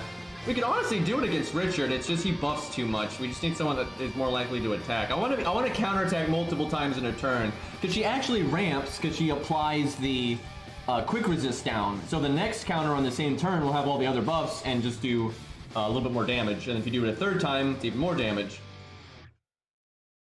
But we don't really have a boss available that's powerful enough, unfortunately. Yeah, I would love to do Bazett versus Fluffy. I would love to see that. But there's no story replay, so we can't. Like, and you can't summon a friend's Bizet, like from your main account or something, because you have to bring Castoria. So the only way to fight Fluffy with Bazett is to not be at Fluffy now and then get Bazett now. It's actually, I actually am tempted to roll on the Herc account just because of that. That's a terrible idea because I don't really need 2 Bazetts. But I think she could be really good there. I really think she could be really good there because she'll be removing more curse things, so you can get really ahead of the curve. But yeah, it doesn't. I don't really want to do it on the Herc account because I like having I have 2 accounts right now with 1,000 SQ each, and that gives me a nice safety net if they ever add something that I really want, like Zeus or something. It's just not worth it. And the big thing that makes it not worth it is I don't have a lot of units to support her on the Herc account. I've got plenty of units to support her on my main account, but the Ultimate Ult accounts they wouldn't really be able to do the thing anyway. So it doesn't feel worth it to me. Yeah, I'm not gonna lie, Sherquata. I think that'd be pretty fun, like seeing how she fares against the bosses. And what you do is, like, if you're fighting a boss like Gwen that she's doing really bad damage against, then you bring the buffers, right? You bring the good stuff. And then if you're fighting an easier boss, you don't have to do that. You can even solo. But yeah, she's quite interesting. It's pretty unique stuff. So I want to mess around with it a bit more. But I don't know what else we could do here. We could fight Abigail again and see if. I don't know, Abigail is just so easy. Like, Abigail is so easy for Bizet. That's just sad. You know what? Let's go fight Gwen. We can do that. We'll go fight Gwen. I don't think that's going to go well for her at all. I think she's actually going to get 1 turn. If she can. I don't think she'll always get 1 turn. But I think it's definitely possible that as soon as Gwen hits her health bar, she just instantly kills her. So, I don't think her performance is going to be that good. But let's give her command codes for Gwen. Gwen also buffs a lot, so, and he doesn't debuff.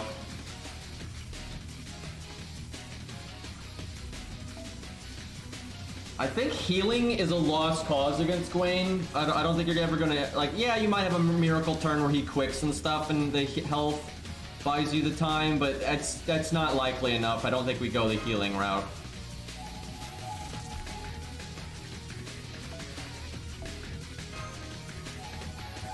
Man, what a unique unit she has turned out to be, though. I really do want an account where she's like the only rare thing on the account, right? Like, I think that would be a lot of fun to play through the game using the typical budget stuff. You get your Alex, your David, you know, all those things, but she's the one rare thing you have. I think that'd be such a unique experience for a lot of the boss fights, because I don't think she'll trivialize a lot of stuff. She's good, but I don't think she's that good. Like, she requires a lot of like hand-holding sometimes. But she's definitely a strong unit, and you get like Guadia. Oh man, Guadia is a good fucking time to test her, because Guadia only attacks or debuffs. He can quick charge, but you're overwhelmingly likely to get your counterattacks off, because there's way more things in like that she'll counter than normal. Screw it, I'm gonna do it. Yeah, I think people would like to watch it, right? If you stream that, I think people would enjoy that. I think that's a fun playthrough right there. The only reason I'm not gonna do it is because we're doing the co-op account and the Herc account right now. I don't really have room for it. I don't know though. Maybe that is a reason to roll for her on the Herc account, is just to use her as we play through the game, because we've got you know, more story to come down the road. It'd be kind of fun to have an account with that. Maybe if I did that, I'd rather roll on my ult than the Herc account though, because my ult has more oomph to support. You know, I have more options. I already have budget units leveled if I want to do budget stuff, and I've got some rarer stuff if I want to do rarer stuff. So I don't know, I'll think about it. There's no world where she makes it on the garbage account. Like, that would be fun. That really would be fun to have all this trash and then Bazett, but we'd use her every goddamn stage, right? Like, she's so much better than everything else that is on those accounts. All right, what do we use against Gwen? Well, there's the anti-saber and anti-mail stuff. That's just guaranteed damage. That doesn't seem bad. Let's see. So that's 20%. That seems pretty good. The quick one is what matters. Gwen has 2 different skills that give him attack up. I kind of want to do this just so I can limit his damage a bit. I actually think that's correct. The stars are kind of wasted, but honestly, I think that's important to not just get clapped. Could also do crit down. The crit down might actually be more important than this. This is awesome because it can just lead to so much more damage. But again, like, living is so important here against Gwen. And I think like crit down and removing attack up and stuff like that, that's more useful than healing ourselves with the command codes. The most reliable anti-crit is the Mozart mask, which is the command code I always have the hardest time finding. Especially if it's equipped to someone else, because like the text it shows when it's equipped to someone else makes it so hard to notice it. I remember Lost talked about that specifically as well, and yeah, I feel that. It's just, it's so, there it is. Like, that is so hard to notice, man.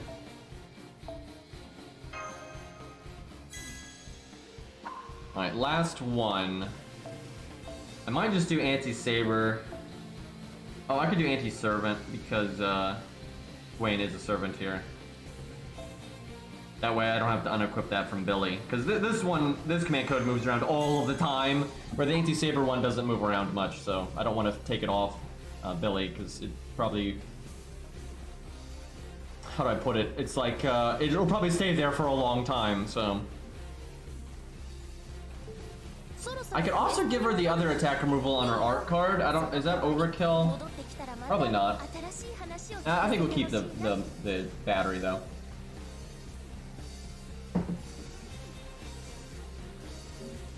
Alright, what's CE? It's actually complicated because Gwen is going to be much more short term, but at the same time you want to get your NP right off the bat. So I think we're going to want starting NP. I don't know though, there is the Yang CE. I don't think Yang CE is good for her though. It's hard for her to work in burns. That's the problem. Like for most units it's easy. I mean you can. I will say this, Yang CE, billion% worth it on her if the enemy has evade or invincibility. Then no question it's worth it. Then you suck it up and you work in those burns on your quick cards or whatever. But if they don't, I'm not sure. I'm really not. I really think Imaginary Round, if it was level 100, would be the best. I just think that's really good for her because the extra NP gain and stuff. I think we'll just do Golden Sumo. It's a good benchmark anyway. Because the other stuff you can't, is like so specific if the people have it or not. You know, Golden Sumo's value can be replaced by like a million things. Alright, let me jump on, let's see. I think I need to do, yeah, I gotta update the app on the account that's at Gwen. So give me 1 second. I have not done that yet. And it's actually got to do a couple of updates, I think, so it might take a moment.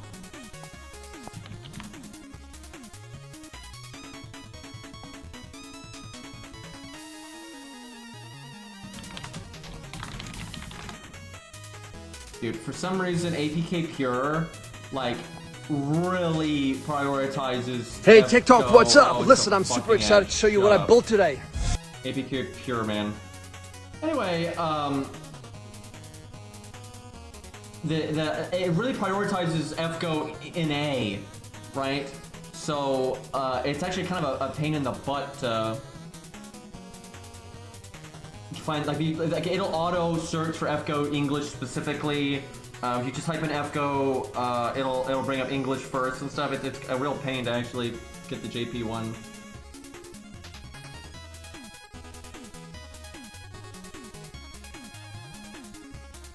Well, I don't know why chat's freaking out. Like, has literally no one used APK Pure before, right? They make you watch an ad before, like, updating something.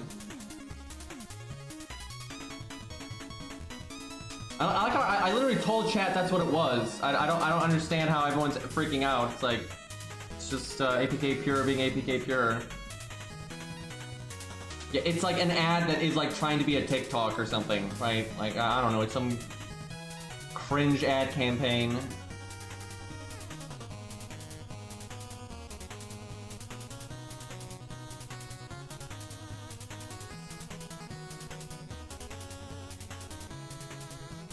I get audible ads on APK Pure all of the time. I mean, all of the time. And it's like my least favorite thing about it. I miss QApp big time. You can't do that on BlueStack. Like you can only do that on phone. Like on phone, I don't ever get ads, but this ain't my phone.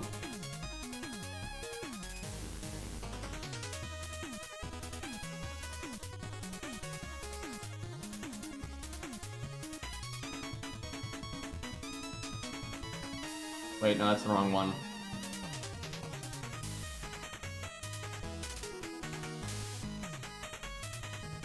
That takes way too much effort, especially when you have like 1 million accounts. That just takes way too much effort. Because if I had one account, it's not a big deal. I think that's why everyone's acting like morons here, because people aren't used to having 30,000 accounts. Like, there's no way I'm gonna do it that way. It cancels his turn. Damn it, that sucks. Like, it's still good, but that sucks. Because you can still break the 1 and then counter the, and then, you know, on your turn, and then counter.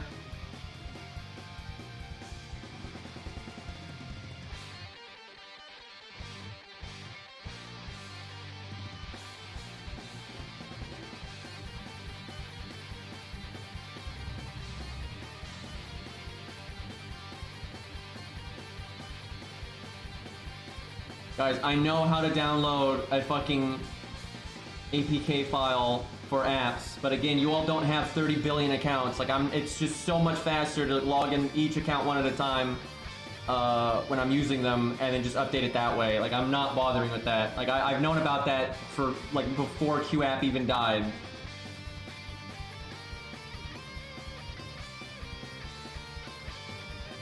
Alright, what are we doing here?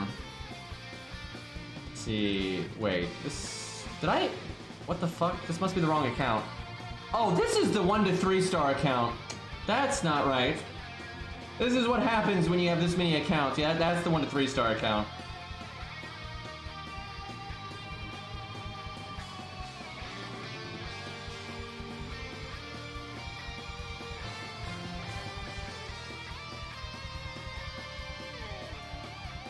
Yeah, that is kind of the problem.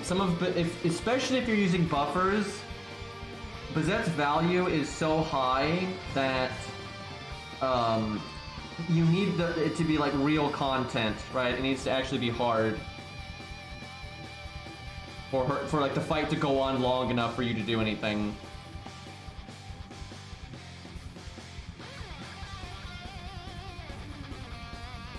This is taking way longer than I thought. It's just too hard for me to find the correct account while trying to talk to chat here.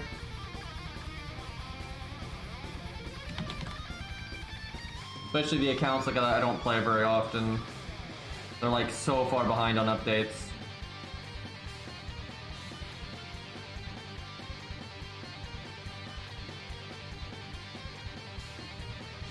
I haven't played the account with Gwen on it in quite a while. Okay, I think I got it now though. Well, I think literally every single account of mine is up to date now, so if I want to play any of them, it'll be easy.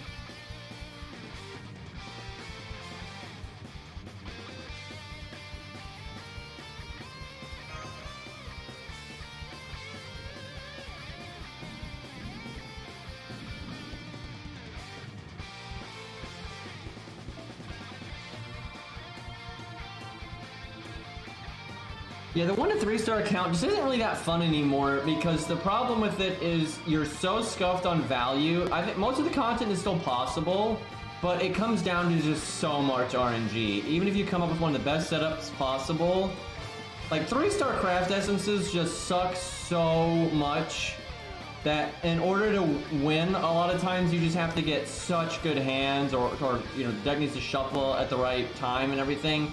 And it's just not fun, so it kind of sucks. So the thing is, I don't want to start grailing units and stuff, because you don't need to, right? And then people are always going to like naysay it and stuff because of that. But like, people don't realize how dumb the game gets when you're being that scuffed on value. It's like technically possible, but it's just not even remotely reasonable anymore.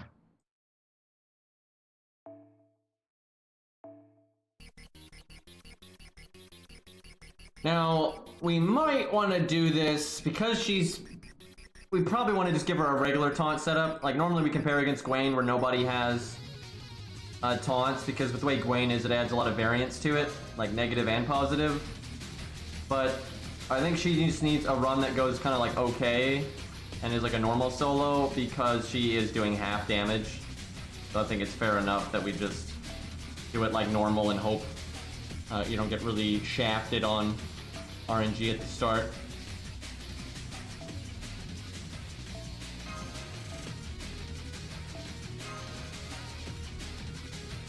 Do I go with Atlas? I'm not sure. Yeah, because of his skill seal. Yeah, we're gonna have to. Alright. Oh boy. Well, let's see what happens.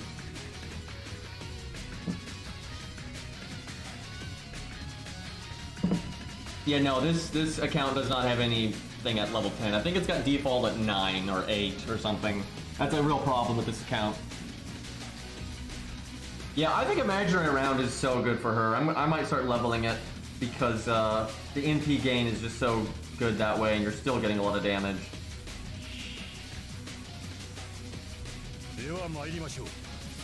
Well, it's gonna reset right away there. That's exactly what I was talking about with massive variance when you do it this way, and with how short-term the Gwaine fight is, you can't really afford that. Thanks, George.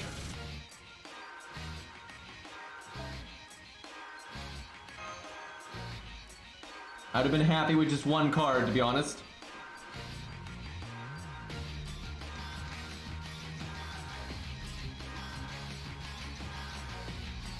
It's not just Ryoto Temple and Jeweled Sword, it's Ryoto Temple, Jeweled Sword, and Leyline. Those are the ones. And then a bit of, you definitely use a Battle of Kimlon, like absolutely. And you do use Parted Seasum, actually, occasionally. But yeah, it's pretty much those just over and over and over and over again. And then really rarely you might do something like a Black Key. Weird that this account has the skill confirm on.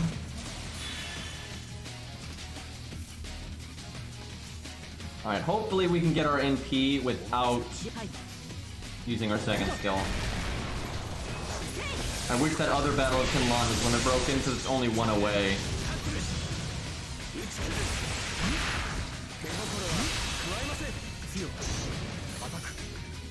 If we get like a little bit of gain here, we'll be alright. Alright, we're good. Actually, I think that's the one that's limit broken, so we were fine anyway. Okay, good, good.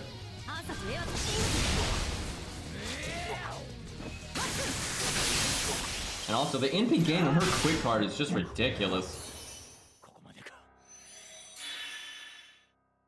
Man, I remember when I first got to Gwaine, that was a good time. Alright, who's this? Oh hey, we're debuff immune, that's good. Maybe we don't need Atlas then, we'll see. We might live doing a second NP though. Alright, this will look cool. We will do that, that, and that. Okay, we're actually not removing the attack up right now, so we could have gotten away with... Maybe we don't do the crit down then, because we might have a lot of turns where we've got evade or invulnerability.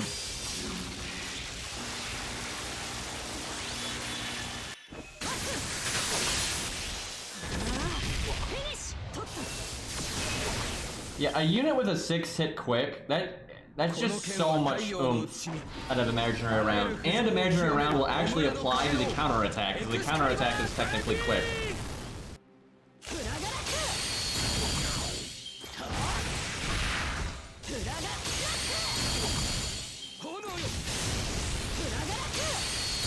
That's weird. Y'all see that? She gets the NP gain from the counterattack way before the hit. That is really strange, the way that it does that. Like, that is super weird. Yeah, we're not getting a lot of value out of that attack buff removal right now, but that could change. Yeah, if you look at this carefully, you get the NP gain from being attacked, and then you get more NP gains from just nothing, and that's actually the counter happening. He guarded the crit down. You can see you get like 1 NP gain. And then 2 off that one. That's because of the quick resist down, I suspect. So, we're like never needing our second skill. This is kind of messed up. The bad thing is, we're probably gonna die here. We could live, but I guess, no, I invulnerability, because I can use my evade next turn. She, on a good run, because these command codes aren't working out, with the right command codes on a good run, she might be able to solo this, and definitely at, like, Grailed and stuff. She's just doing so much damage, dude. This must be so nutty with Imaginary Round. I really want to try that. Because look how many turns have gone by. We could use our second skill at the start to make up for the lack of starting NP with Imaginary Round, and there would be no negative there. And then we'd just be getting more NP gain, more damage. Yeah, no, Imaginary Round would be better. Yeah, I think Beastly's right. I don't think sometimes I don't think that's right because some bosses are just bitches when it comes to like the amount of NP they give you and stuff. But for most bosses, I think what Beastly just said is like super on point. Okay, Atlas isn't doing shit because now we've got debuff immune again. So yeah, we're missing out on a lot of value here. We need different command codes, different CE. Man, I might start working on Imaginary Round then. I've been wanting to work on it anyway, because every once in a while it's good on 2. And the only reason I haven't used it is because it's not level 100. So I might start working on it.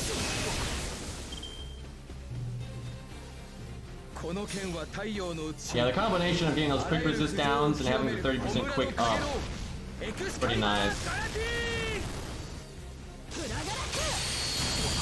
We need him to, there we go. This is so weird. Like, you attack the boss so many. That's so funny! The counterattacks got him low enough on health that he then wanted to cast Guts, because he wants to cast Guts when he goes under 50% generally. Yeah, we literally have never used our battery, so we clearly need to change that.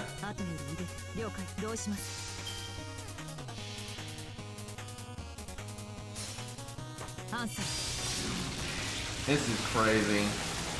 Do you got a high level Imaginary Round, Beastly? Because we could just summon yours. I don't have to summon mine, I can summon yours. And we could test that out. Because mine is only level like 40, so I don't think it's quite worth.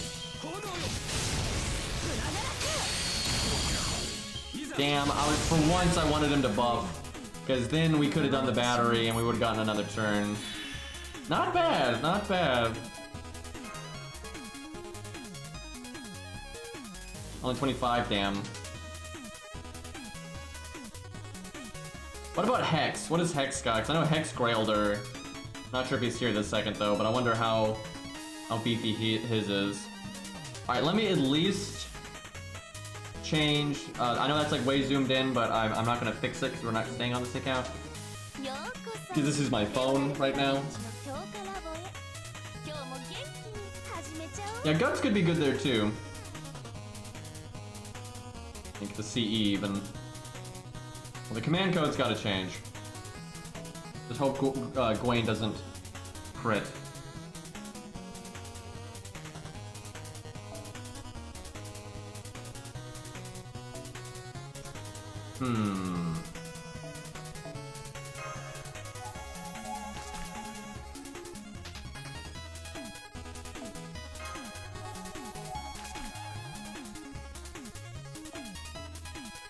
Let's see.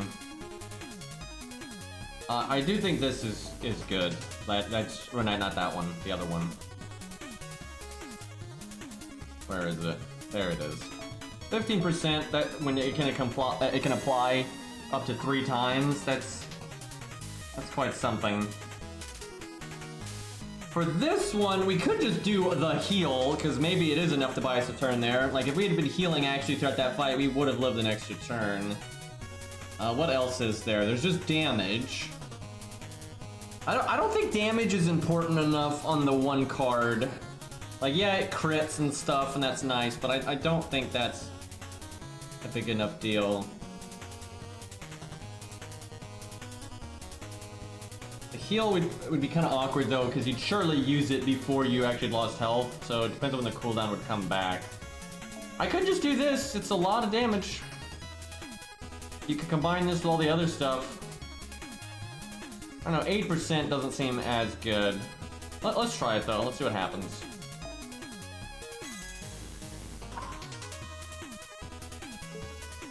Yeah, I want story replay so bad, dude. You have so much more fun with so many more units and setups. What CE? We could try measuring around even though it's not leveled, but like it's such a big drop in your attack stat.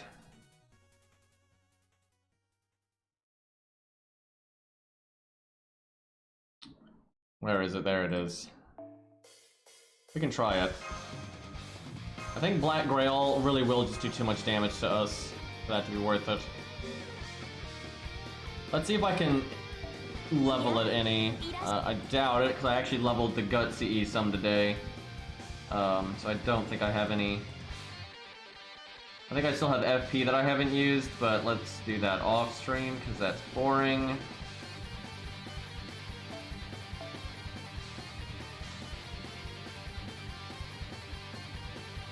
Let's see.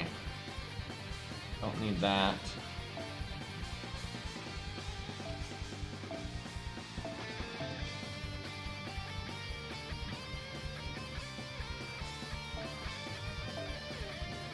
Well, we can level it a tiny bit, but that's not going to make much of a difference. Yeah, Heaven's Feel. Actually, Heaven's Feel at 100 is not bad either, because sometimes you really don't want to deal with the 500 HP drain, but it's the difference, like, so rarely is Heaven's Feel worth using that it's not worth all that effort to level it up. That's kind of the thing.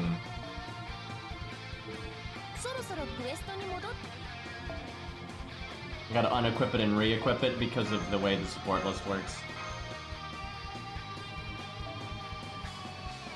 Chat, I wonder what the hell happens if, like, the challenge quest is Bazett and you use Bazett versus Bazett.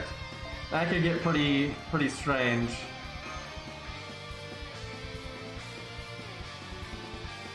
Yep, you get a lot. I mean, oh my god, you get so many Valentine CEs.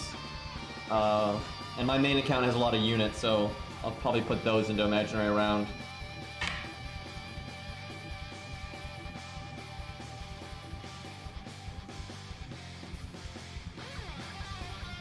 I don't have Karen, so.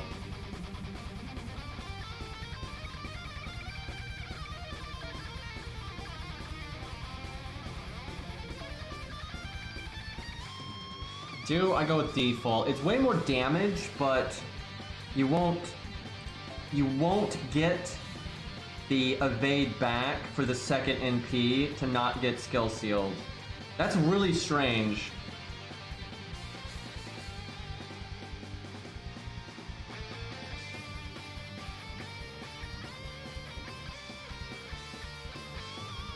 I think we have to. I think it is better to do Atlas still.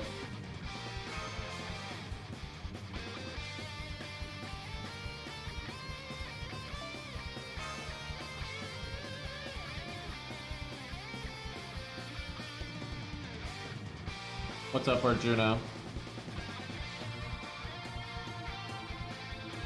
It's not really about the counter proccing on the counter. That wouldn't work just because of, like, the turn order. But I just mean, like, they're both going to be counter-attacking each other a bunch every turn. Like, just rolled Bizet on my main. Nice. She came on the last pull. Oh, jeez. That's stressful right there. Alright, we throw this out right away. The Star Absorb crit damage thing goes to waste, but we just want to get the ball rolling. Great opening hand. If I could get that all the time, I'd be very happy.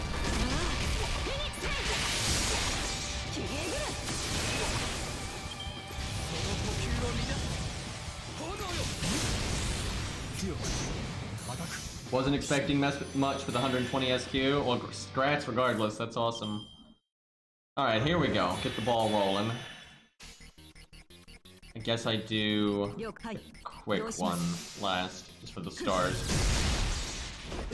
So you probably noticed, chat, she has more than one initiating Buster card, and I wish he would do that more. I would kill for Mordred to be that way. I hate Mordred's initiate Buster card, and that's the one you see the most. I really have to stress this. Oh, in team play and in solo, the Buster animation you're going to see the most is the long-range initiate one. And like Mordred's long-range initiate animation, I wouldn't mind if you just saw it every once in a while. But because it's what she does all of the time, all Mordred is dive kick. That's it. That's all she does. Like, especially in team play, you just see dive kick over and over and over again. You don't see almost anything else. It's super annoying, right? You want to see like some good old, you know, sword bang bang boom boom, but you don't get any of that. Like, I can't tell you how often if I use like Mordred with Arthur, because that's a really good farming team. Like, I'll do like Mordred's Buster card, Arthur's Buster card, and then Mordred's Buster card, and it's just dive kick.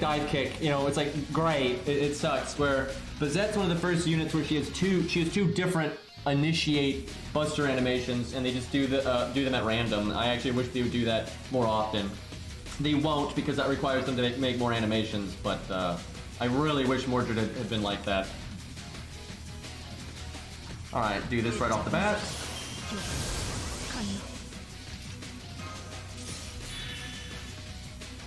Alright, well, we get both of our effects nice and clean here, so that's good. And we get to benefit from that quick up. I want to see what that does for our NP gain. Now, Gwen gives us a lot of NP, so for like him attacking us and such, that it won't really matter that much in this fight, but I want to see in like other contexts. Like, yeah, that's pretty good, 62%. Like, nice and smooth, you don't even worry about the enemy's hit count. No, they don't wear out before. She has a passive that extends her offensive buffs into the enemy's turn. Like, that's specific for her. I think it only works on offensive buffs. So now thankfully that's all that really matters. But you can't do any wonky stuff with that with other stuff. But it works on Pierce and Vulnerability and stuff. But yeah, it is cool. I like it. It's kind of nice, because yeah, otherwise you wouldn't be able to use like the attack up from the Mystic Code, because that one's only one turn.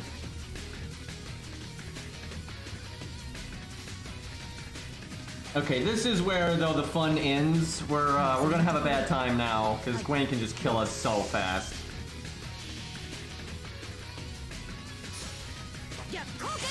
Now buffs don't always end on the enemy turn. There are buffs that will end on your turn. Like the Mystic Code attack up and such, those will wear off before the enemy takes their turn. The only reason that's not happening is because of Bazett's ability. Like these command codes, they would normally wear off when the second your turn is over. Damn it, we didn't get our NP there. 96%. Well, time to use a 50% battery for a little sliver there. All right, we'll do the invulnerability to make sure we don't die, and then we can evade again next turn. 後より入れて先にどうします。はい。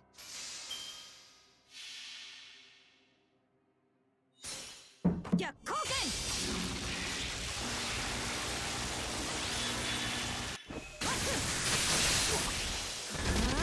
フィニッシュ。どうせ捨てるし。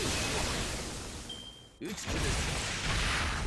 裏ガラス。じゃねん。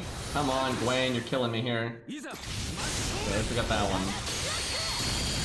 That really is strange, though, that she gets the NP gain from her hit count before hitting. It must have something to do with just the fact that the game has never had to deal with like NP gain like that before, right? They've never had a unit that's doing stuff like this, like that during the enemy's turn. That's probably why. That's why the Abigail fight gets so fucked up, because Abigail's not. There's no other way that Abigail could have the key like life effect revive thing happen on her own turn. There's nothing else that would do that. Again, dots wouldn't do it, because dots do it after Abigail's turn is over, actually. And Abigail was made a long time ago, so there's no way the code was like designed for this. It's calculating the whole mid-turn at once, I think. Yeah, that would explain it. Because, you know, on your turn, you don't get your NP gain until the hit actually happens. But, yeah, for that, it's happening before, which is kind of strange to see. I wonder if they'll patch any of that, just so it's a bit more... You know, it's kind of forgivable right now because it's such a new mechanic. But I would hope that we clean some of this up. So, like, the hit count is synced up with the NP gain and everything. So I hope they take a minute to kind of look at some of the wonkery and fix it up a bit. I gotta say, gameplay-wise, her NP doesn't work anything like it's supposed to. And I've seen some people mad that she will counterattack even if the enemy doesn't like do damage to her because of invulnerability or evade or whatever. That doesn't make any sense. Her NP, she never takes damage with her NP. I think everyone saw like the coup scene and they think that's how everything works with her NP. That's not it at all. Like her NP literally just registers that the enemy is doing their like ace attack, if you will, trump card. And then it goes back in time and then kills them before the trump card happened, right? That's what her NP actually does. The only reason it's like a hit trade with Bolg is because Bolg is really weird and it does the whole causality reverse thing. So like Bazett's heart had already been like marked to have been hit by Bolg even before the attack actually happened. So going back in time before the attack doesn't matter because it actually marks you before the attack. So that's like a really weird interaction, but like Bolg is the only NP that as what we know of anyway, that like works that way. Alright, this is our turn where we might live, might die, so we really hope we don't get deleted here. This is like the only turn where like having the attack removal and the crit down would be good, which it would. He has an attack up and he has a crit up, so if I could remove that crit up and do the crit down with that one command code, or just do crit down, and then also remove the attack up, it really would increase our odds of not dying here by a good amount. If he crits us, we're absolutely dead. Well, there we go, and we are fucking dead. At least we got one more smack off before dying. So, it might be possible. I think on a really lucky run, you might need a stronger Bizet than mine, because mine's level 90 NP2. If you're like level 100 NP5 or some crap, and you get a really lucky run, I think it might be possible. I don't think she'd have a good win rate. Like, no way you have a good win rate there, but it might be possible.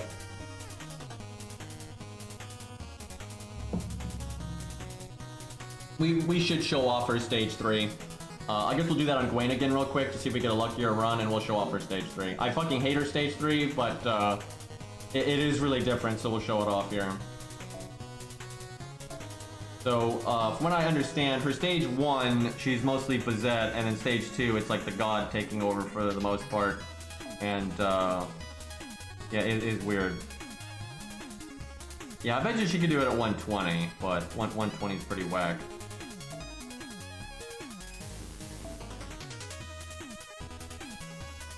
Okay. It's like the only time I'll ever use stage 3 Bazett.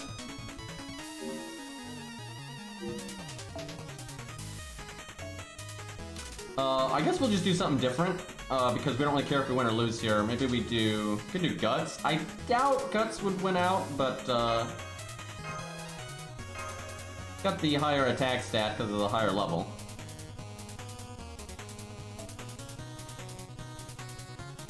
I haven't really looked at her stage 2, to be honest. I like the tie. The tie's cool. But, yeah, stage 1's kind of awesome, so...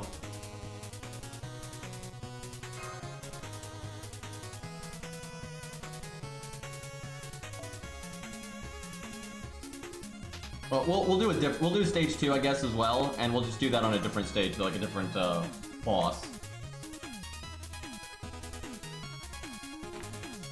Give me 1 second. I need to grab water. I completely ran out.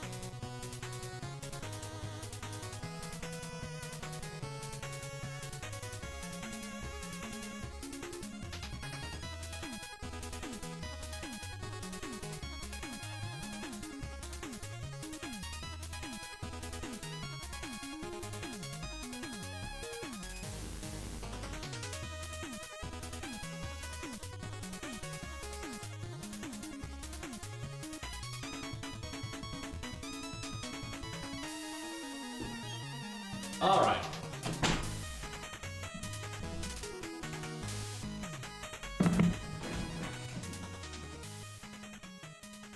Dear God, yeah, there's no world I would use this stage. Well, we got a terrible opening hand. Thankfully, we're not really worrying about our performance in terms of gameplay here. Because it's gonna be bad. Also, the music is looping. Let me fix that.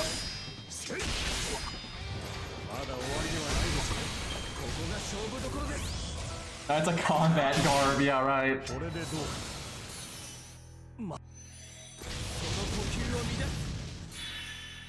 Although we do have Anastasia.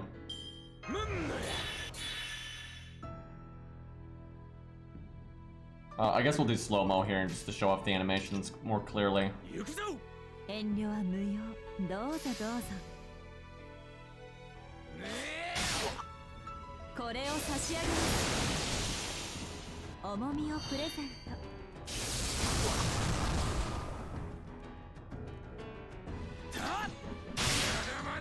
Look at how much damage Gwen just did! Good God! He had double attack up. And he's counterclassing. Horse, by the way.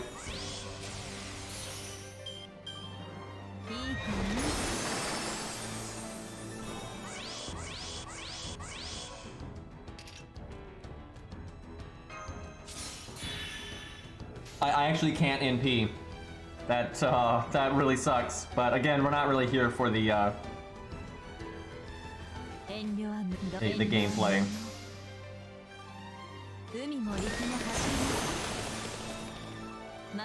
Yeah, no, I'm not using this stage, chat. That's not happening. Like, it's not like it's terrible. It's just stage 1 is so much better. Like, I don't like hate this stage. It's just not very Bizet-like, which I don't think it's supposed to be because it's the god now. But it's like so out of character for her. And in stage 1 is just awesome, so.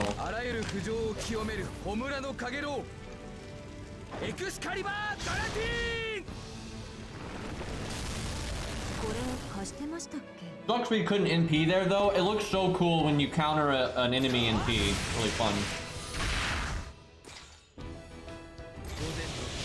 Not a lot of her stuff's been translated, but from what I've seen, stage 1 is pretty much just Bazett. And then stage 3 is not Bazett at all, I'm pretty sure. But we'll see.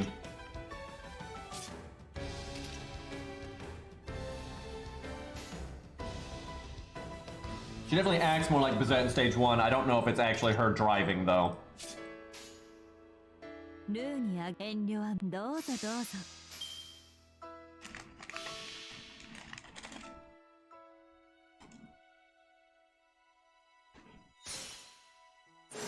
We'll show off stage 2. I've actually never seen it in action.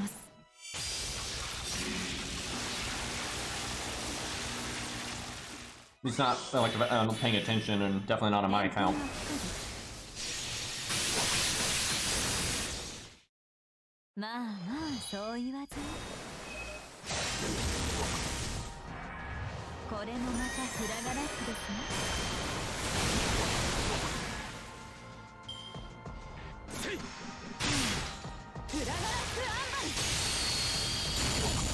That's so much less cool. Like, she fucking punches it on the other stage.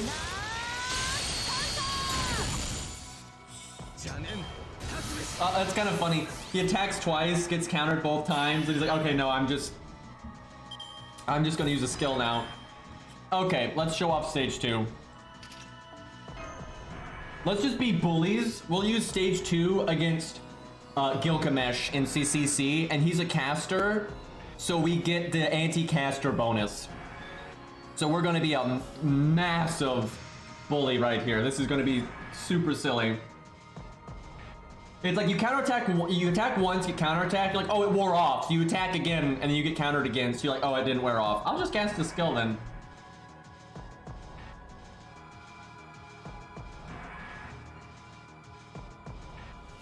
Alright, let's, I guess we can keep the command codes. I don't think it'll matter.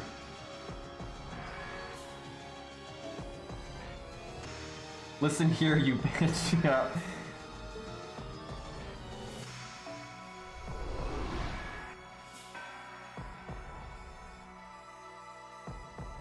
Let's see. I forget if Gil's on this one or the other one. I think it's the other one. I think it's the down here. Yeah, okay. Oh right, I have to actually go stage 2. That's the one thing you can cut. Chat, imagine being able to customize your skill ranks, your NP rank, your XP. Imagine being able to do that from the team screen, because you can't, but you can change your ascension stage. Look at this, you got all this stuff, but you can't interact with any of it. But you can do the cosmetic stuff though. Just, it's so silly, man.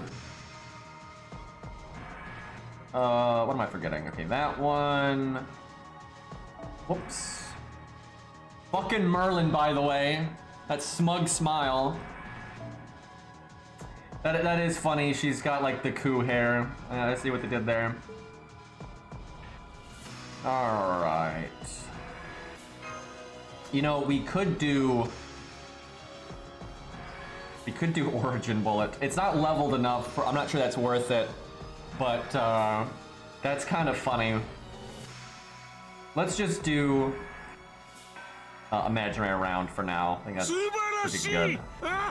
And, oh hey Kath, what's up? Sadly, Kath, we are not using the regular Bizet stage right now because we're showing off the other stages, but okay, where the hell is my... There it is. Yeah, I'm definitely going to be stage 1 for life. You know what? We don't need Atlas here. We'll go default.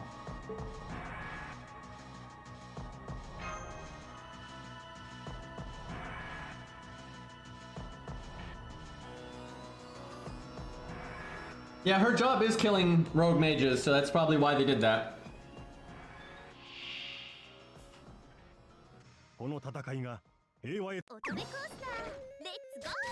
Alright, let's see how absurd this gets. Just give me NP game. There we go. Do that right off the bat. You could do the star bomb right off the bat too, though, and get the star absorb. Could probably just kill the, like, we could do a hell of a lot of damage right here, but we want to do the counter stuff, so. Yeah, I don't mind stage 2, but stage 1 is way too good.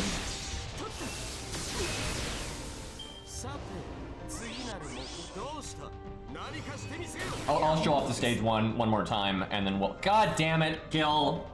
But then we'll probably jump on the garbage account, do a little bit of that. It's been really fun dicking around with all this nonsense, though. I wouldn't mind fighting Lobo one more time. Maybe we fight Lobo one more time and we do stage 1 for that. Because she had kind of a rough start there, but a really lucky like finish. Okay, no point in NPing right now. We'll make stars.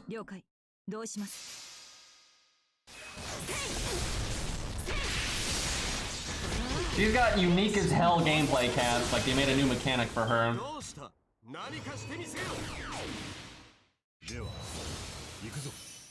Alright, here we go. Can we do the 231 right now? I'm gonna try. I wish we didn't have that buster down. I probably shouldn't be skipping the animations here.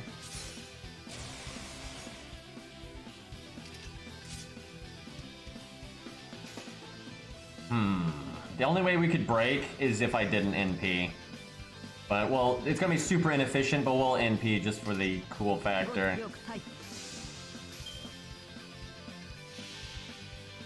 She also, she can counterattack more than once per turn. And her offensive buffs won't end on your turn, they'll end on the enemy turn. So if you do the Mystic Code attack up, it'll actually linger into the enemy's turn, because obviously she's countering on the enemy's turn and not your turn. Also, her NP, like, it does all, you know, all things NP normally does, right? Like, it gives you NP refund from attacking, you apply a hit, right? The game actually applies a hit, so if you have quick up, it works. So you can kill someone with the counterattack, but you can't break the bar, which you can see right there, which kind of sucks. But if it's their last health bar, it will kill. That's weird. It does 0 damage if they're at minimum.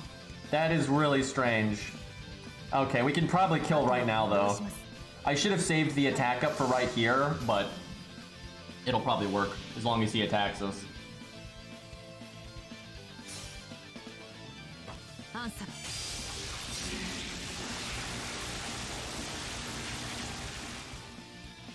She'll also counterattack, yeah, if she's debuffed. Oh, or if she's targeted by a debuff. It actually doesn't matter if she's debuffed or not. Like, if the enemy does something, like tries to apply it, she can guard it or whatever, but it'll still go off. Yeah, the refund. Ridiculous. Oh, well, Gil just sealed his fate by attacking right there. Let's see how much we do. We don't have the attack up anymore, though. Yeah, it actually probably won't kill him here, then. We would have killed him there if I had saved the attack up.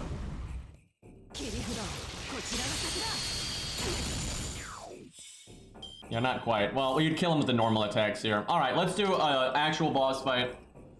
Do we want to see if she can solo Lobo? I don't think she can solo Lobo. Like, she can do it in a team super well, but I don't think she can solo that. We'll try, but I think she's gonna get annihilated. Lobo is not easy to solo, and alter egos don't fare well there. I have the Avenger. Oh, that's true. You could do the Avenger passive. Alright, yeah, let's try it, Beastly. Just do stage 1, right? Because we want to show the stage 1 off. And, that'll have a better chance of actually winning. That'll have a way better chance of winning.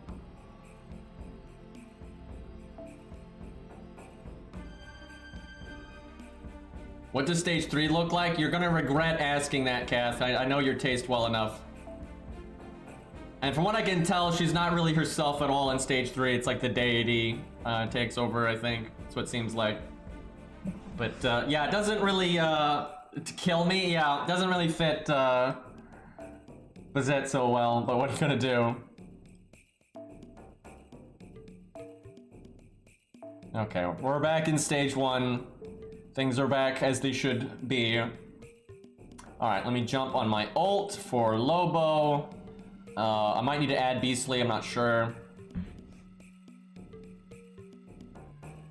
By the way,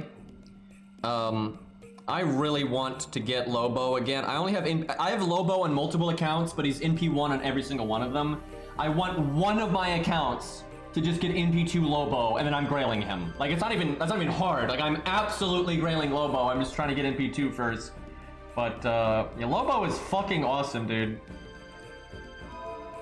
To this day, he has my favorite Valentine's Day scene. It's not even close. Like, it's the best one.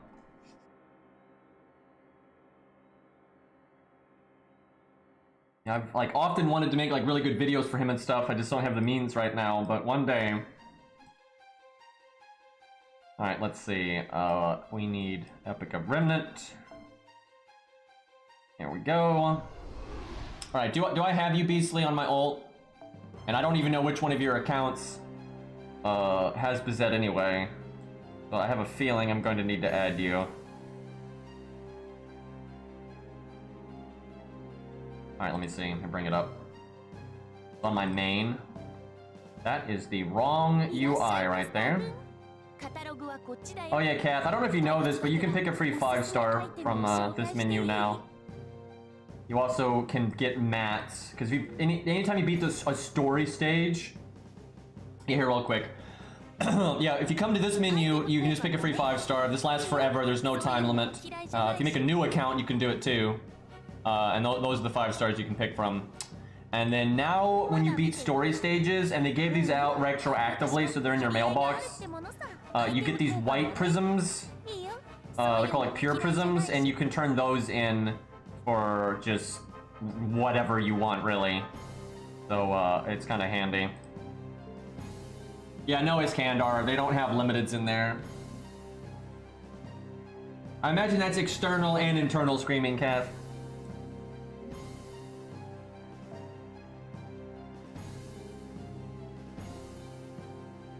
Alright. Might need to kill some of these invites here. Wow, my ult has 53 people added? Jesus. I must hate making videos.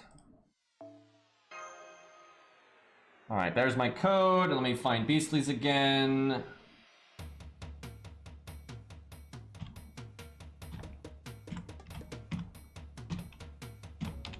And now someone is going to like critique that I'm not optimally typing in with the number pad to put in the numbers, right? Because people just have to fucking be that guy about everything all of the time.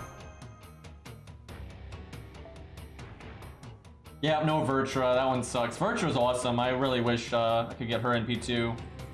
But that's probably not going to happen anytime soon. If I ever get spooked by Vertra, I'll be really happy.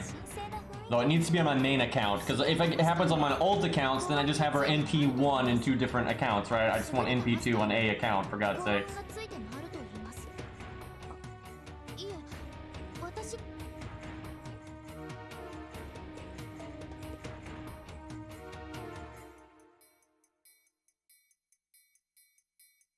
Oh, fuck. Is she getting for Valentine? That's terrible timing. That's terrible timing. I just rolled for Bazett, and you can't. If you could get coup, I would roll again. I'd go down to 0 SQ if I could get coup, but I can't roll twice when there's no chance to get coup. That's not smart.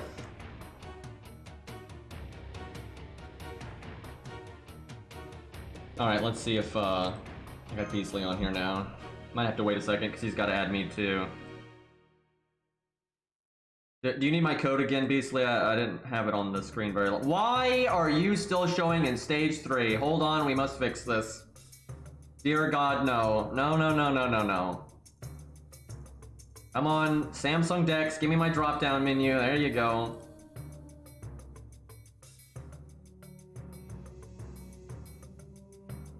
I think we still had each other? Oh. But I guess you just need to log in or whatever. Or I just have to refresh a million times because FGO is a silly game.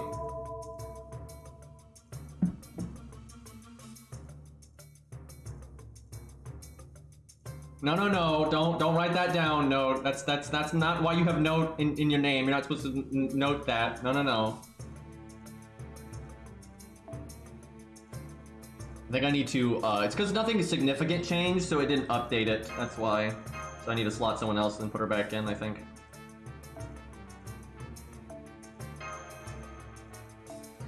Well, just for the lulz, kind of want to give her K-scope or something.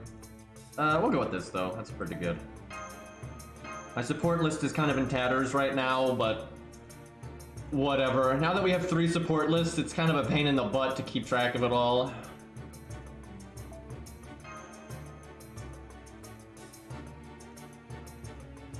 Okay, there's Beastly's. Probably a good CE for this, because survival is definitely going to be the deciding factor, I suspect. It's kind of cheating, but we might want sure hit or pierce invulnerability command code. I don't know what you'd even put it on though. Probably better than the crit damage up though, I would think. It would suck to do a quick attack before the NP.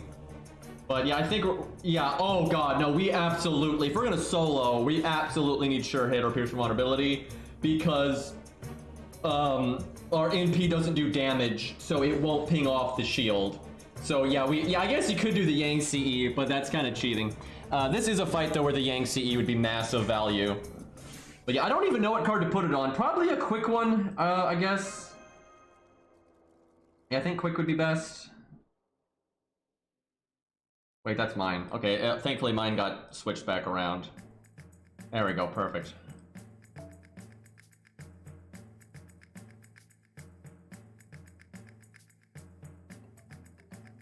I guess Atlas seems reasonable. Man, Hex and Beastly grailed her. I'm falling behind now. We're about to getting fancy here. Alright, so we're grailed, we're a higher NP rank, and we've got the anti-berserker passive, so that's pretty big. Do we have the extra attack up? Because those like work off of each other, which gets kind of crazy. You do? Oh jeez. That's pretty powerful. All the passes are at 10. God damn. Well, crappy opening hand, but kind of used to that at this point. はい。お任せ。はい。 かけろ。 George looking pretty good these days.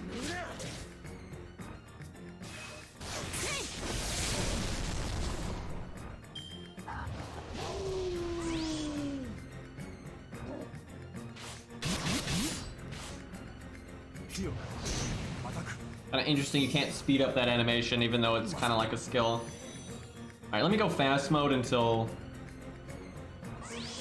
we're actually using animations. Although, solos really aren't a good time to show off animations because, like with her, you're gonna do the quick attacks so much, you're not gonna see like the art card and stuff. Alright, you know what, we'll do slow-mo because this is probably the only art card we're ever gonna see. Hopefully we get the other Buster animation. She has 2 long-range initiate animations. There we go. That's the good one.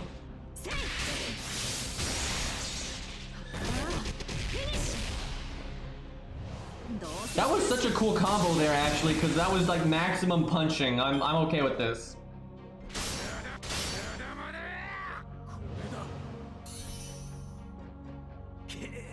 Actually, I think what they're referencing with their other Buster, I think they're referencing Scath's extra, because she's said to be very similar to Scath. Which, I assume when they said that, they meant Scath before she turned into a dead fish, because they don't act anything like each other at all. But I think that's, I would presume they would explain that by, because Scath changed when she was just hanging out for, you know, countless millennia, doing nothing.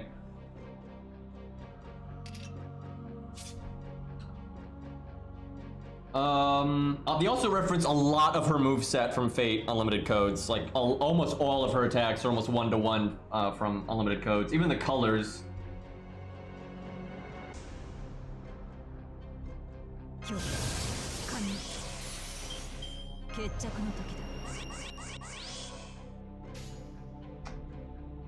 Okay, so we need to do the Pierce and Vulnerability one first. Lobo, please don't insta-kill us.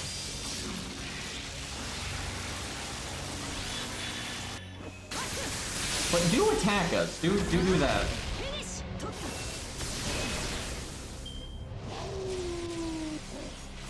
Okay, he did his defense up, unfortunately, so we don't do as much damage. Still hitting hard, but it wasn't enough to break, sadly. Also didn't get RNP. That really sucks. This is where I could have saved this skill and then had it again. Do I do a suboptimal combo to take advantage of the... I don't think I need to. I think we do this to get rid of the defense up. And then we just do quick. That is such a shame though that I can't NP right now.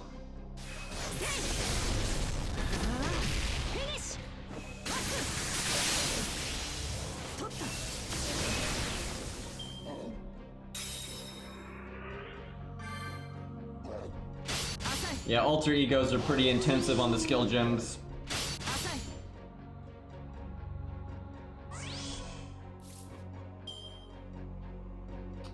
Alright.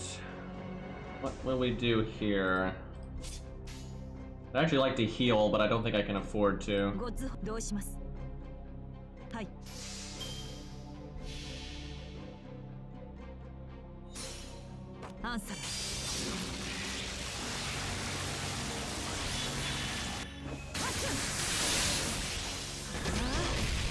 Well, our damage is quite good if we can just live long enough to get it off.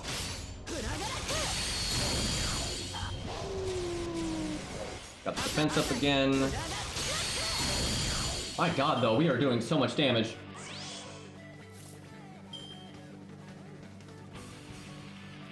Yeah, he removes debuffs on break bars, so we lost our quick resist downs. I can cooldown reduction, but we don't need to do the second skill because he has sure hit. We should win, actually. I wonder if she could win without all the extra oomph we have. I think it'd be tough. It'd be tough. But I think she might be able to. But we are getting a lot of damage because that. Not everybody gets a lot. If you're applying your third passive, that's a big deal. But she gets so much more out of it than most people because she's attacking more than most people. Because she does her turn and then she gets like another turn on the enemy turn. So you're applying that bonus damage just very, very frequently. Hi.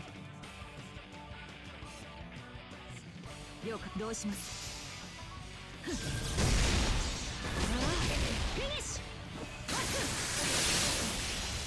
Because we'd be a good bit behind right now if we didn't have, one, the high NP rank and the anti-Avenger thing. However, I think we're going to win with some extra value, especially if Guts doesn't proc here. Please no insta-death.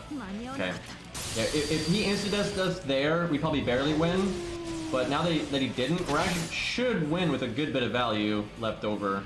So I don't need to worry about repeat NPing here, so I think we actually get rid of his defense buff before NPing.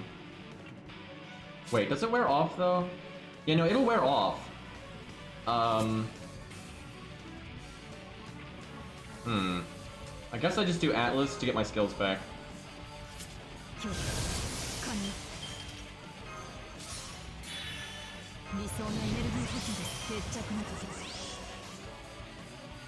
So I could probably kill him without NPing, but it is so much cooler to NP. I'm ready to zeet the app here. Yeah, she's pretty cool. I like her gameplay quite a bit. There really ain't nothing like this. Her overcharge is more attack up. She has an attack up buff when she NPs, which you'll see here. And it's a bigger attack up with overcharge. Oh yeah, we definitely could have won right there if we had just done a damage combo.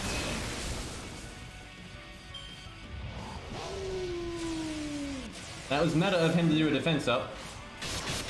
But I don't think it'll save him. Nope. Now, I wonder what would have happened if he had double defense up there, because then he'd have 80% defense up. We might have still killed him, but I don't know. That'd have been rough, because he only attacked the one time then.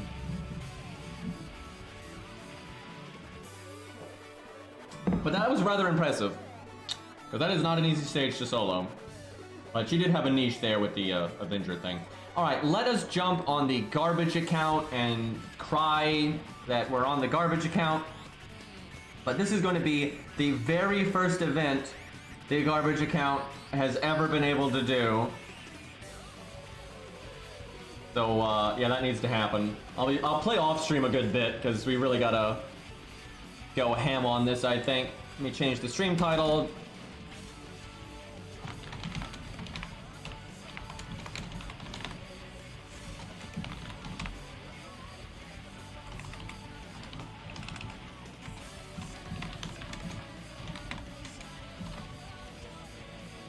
There we go. All right.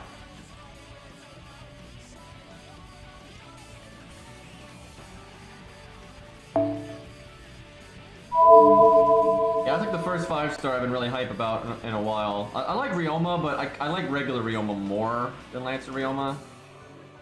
So, and it's just not, you know, it's kind of more of the same, which is fine. It's totally fine, but it's not like something I cared about too much. What I cared about was Mori, even though I barely got any Mori copies. Okay, I already did one of the stages, but that's all I've done. So, there's not much to do though. That's why I wasn't really in a rush to stream this. It's time-gated, and it's just glorified dailies, so...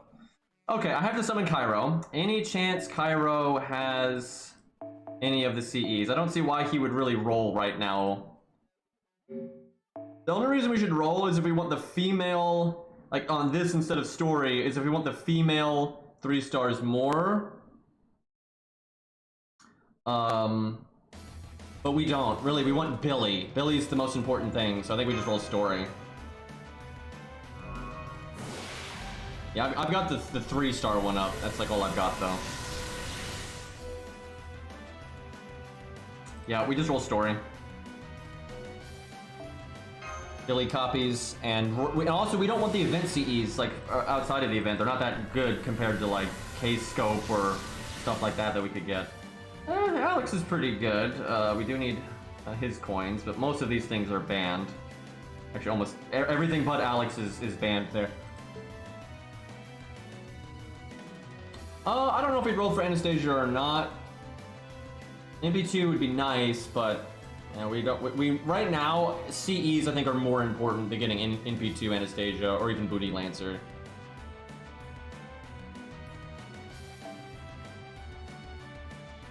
This stage I think drops the silver mat.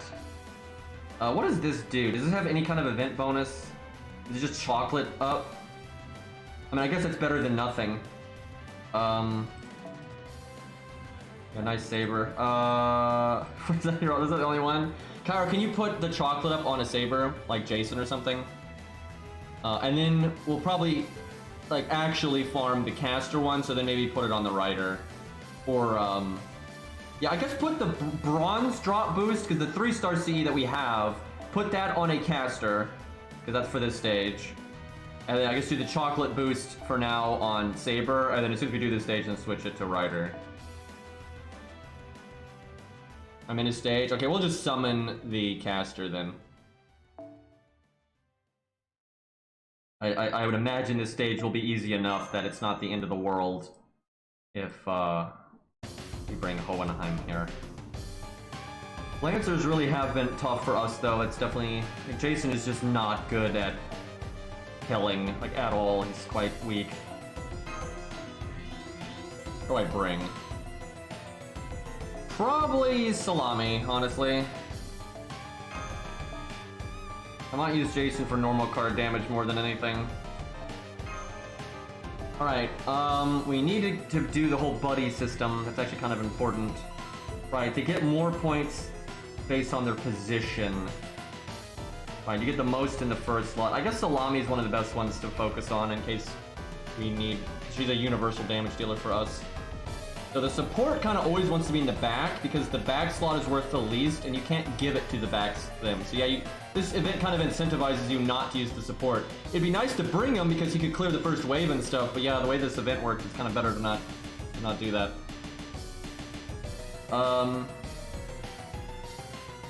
Cairo, is it worth it to focus on Billy Bond during this event? Because as you get more buddy points, you start getting more bond points. Yes? Yeah, you're probably right. There's like no, we need so many coins on Billy. I mean, like we need so many. So yeah, that's probably worth doing. Who else is it important to get coins on? Maybe Charlotte, but maybe not. That one is kind of iffy. Alexander's good. Booty Lancer's good. I should probably do it on Booty Lancer. I think we're gonna want to eventually get stuff on her. And Anastasia's pretty good too. I think it's Anastasia or Alex. I've been using Alex a lot, but he can get his passives without bond, theoretically, and he doesn't need his... yeah, okay, Anastasia then. Yeah, this is right. Yeah, you get 100% bond up if you get their buddy points up to EX. Now, Billy's gonna do nothing here, so... it almost doesn't matter what I give him, CE-wise.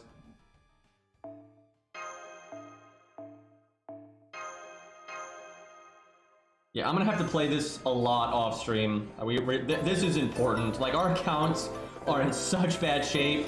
We've got to get the lures. We got to get every bit of, you know, faux items. We need everything. These accounts just, they're so behind.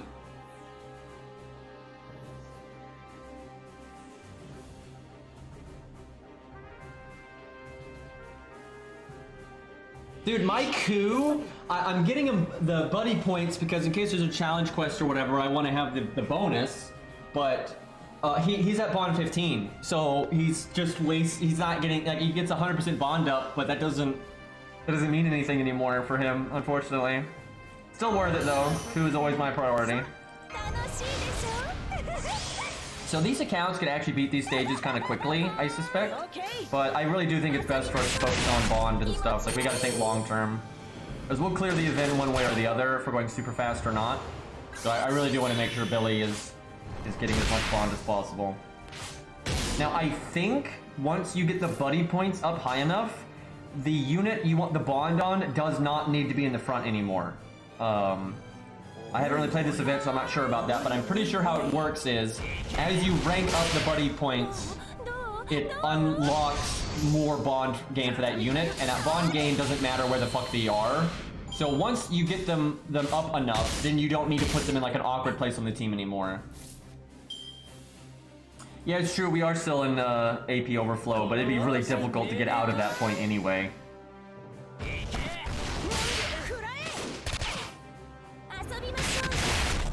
Because we wouldn't go that much faster if we focused on speed. We'd go a bit faster, because like Hohenheim could probably clear wave 1 and stuff like that, but I don't think it's worth it.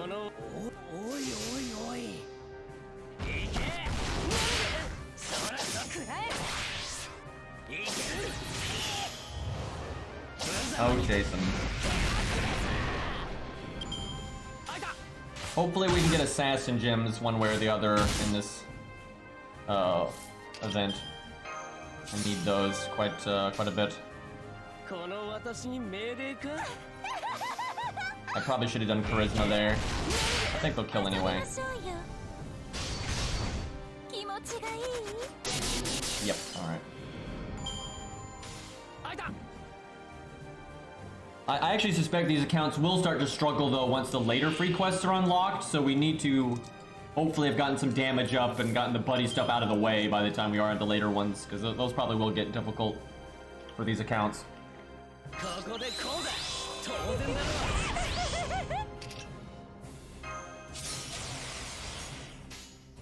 David actually living. I mean, Billy. Yeah, we wish our archer was David.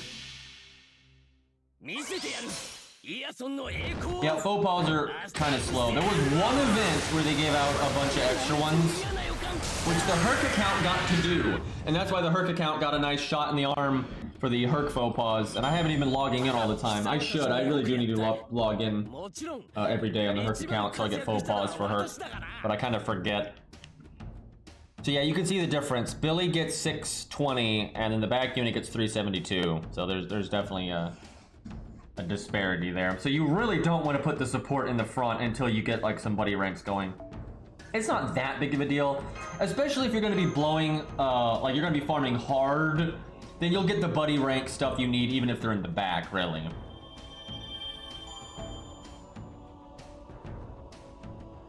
Okay, now we need rider stuff. Still don't got the seat. We need, I guess the chocolate one for this one, which I'm guessing is still on Hohenheim. Okay, no. Oh no, yeah, there it is. It's just on the all slot. Yeah, this one drops gold mat. Okay, put our Alex up here. Yeah, I guess we just keep Billy in the front for now. I want to get Billy. Billy needs to get to the point where he's getting the max bond as soon as possible, because he just needs like an unspeakable amount of bond.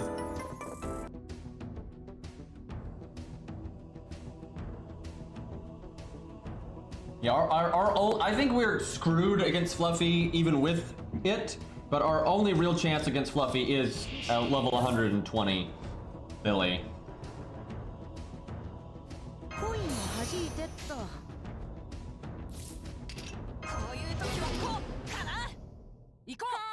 That's a pretty decent opening hand there.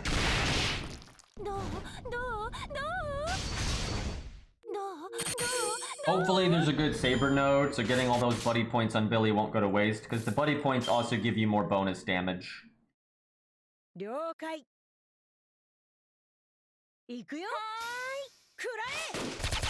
Starts at 10% and it goes up to 100%, so quite significant.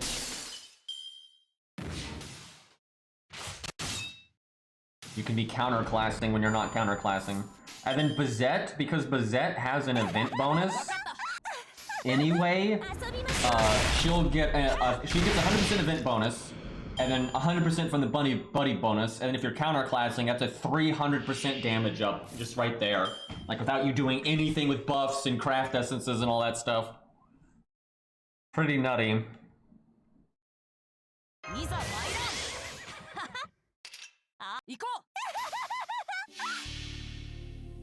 暗雲よイカズチよ父よ Well, we're not allowed to use cubes, so that ain't happening.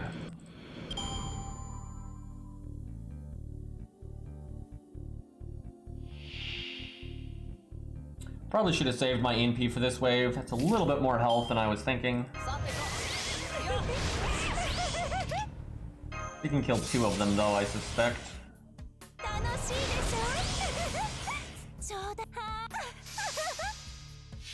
I talked about that. That's the one way we could beat Fluffy, is taking advantage of CS's coming back over days, but we're not gonna beat it that way. Like, that's at that point you're not really beating it.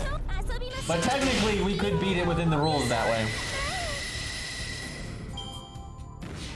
That's pretty cool, and her performance was good. Her main issue is just survivability. She has great damage, nice utility with the anti-debuff and that kind of stuff.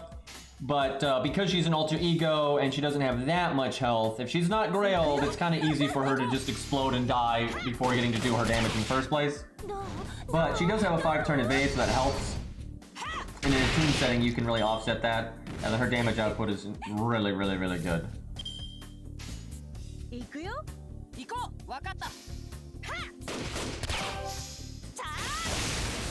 Maybe if you ask nicely, Fluffy will remember his old self and let us win. Yeah, I hope and then he's playable, right? And then we get playable Fluffy. And if you summon Fluffy, you get a free plushie mailed to you.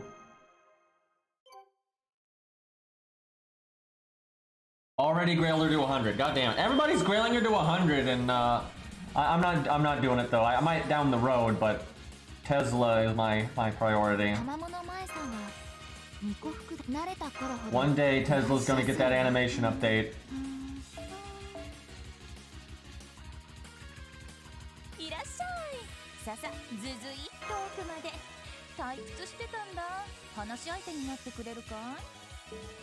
Life-sized plushie of Fluffy. It's like outside your house. It's fucking massive. Alright, maybe I don't know. I'm not sure what's better. None of these stages are efficient to farm right now. I almost want to save our overflow then for like a better stage. This is probably the best one that we can do right now though. What do you think, Cairo? Do we save a lot of our overflow for like at least this stage? Because these stages are pretty inefficient. No, just gas. Get the CE at least. That's true. Yeah, that's a good point. You definitely go until we get the CE.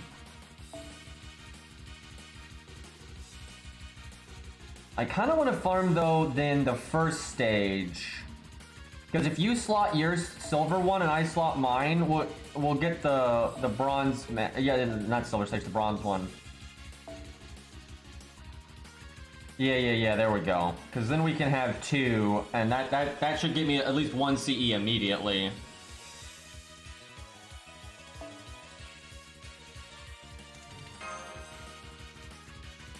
Okay, so Billy is D rank now, so he gets 20% damage up.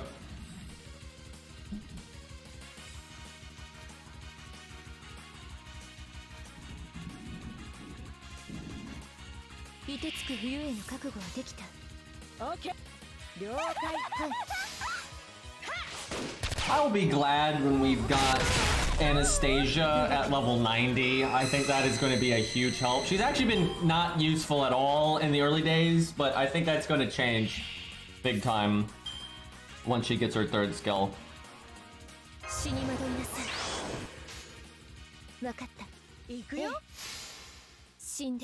I've actually found Shakespeare has been better in the early days. Like, because we can get his 3rd skill sooner than hers, and he just has some nice utility and the invulnerability and everything, but I think eventually Anastasia is going to be a huge help. Because she gets a 50% battery, she is a caster, she'll be the tankiest caster we got against assassin bosses. Here's some vulnerability's nice, charisma's nice.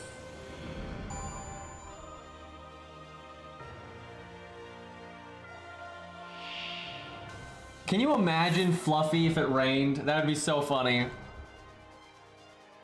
Okay, this is like a super joke stage. Even these accounts could 3-turn this if we used Hohenheim.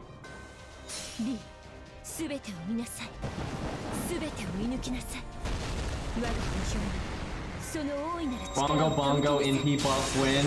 Lonely Gray already got her NP buff. Oh, now we're being smug now, huh? But yeah, Lion King version could really use an NP buff. That would be awesome because she's got the nice niche and because it's a pretty common niche and she's got the attack up, buster up, battery. Although battery's becoming so common now, that doesn't seem to be much of a positive anymore. They really don't drop that many, even with +2. We've got to do it another time or two, I think.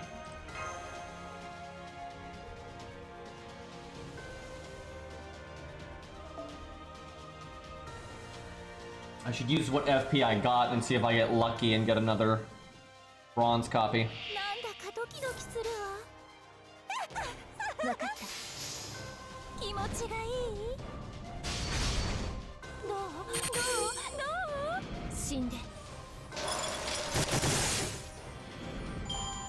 Yeah, man, that's right, even Faker they gave a battery to. This is getting so dumb, and it's because they don't know how to make a unit meta or viable anymore without them having a battery.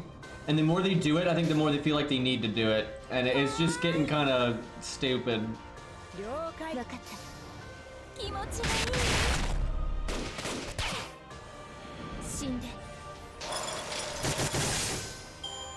Oh, Billy really does need a buff on his second skill. Now that I have all these other people with a million effects on their batteries and he doesn't have anything.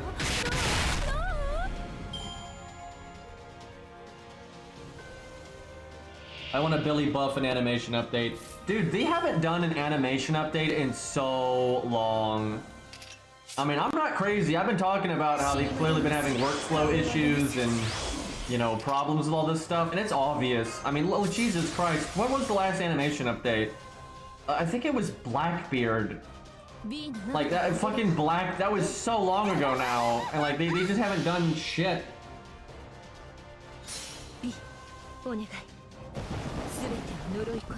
But I'm hoping they're aware of these problems because they're hiring. They've been posting that they're hiring. They're looking for 2D artists, 3D artists, everything. So I think once that gets sorted and once the people get used to things and the company transfer gets you know, settled and everything, I think they'll probably start getting a better workflow with these kinds of things. So we'll hopefully get back to getting animation updates again.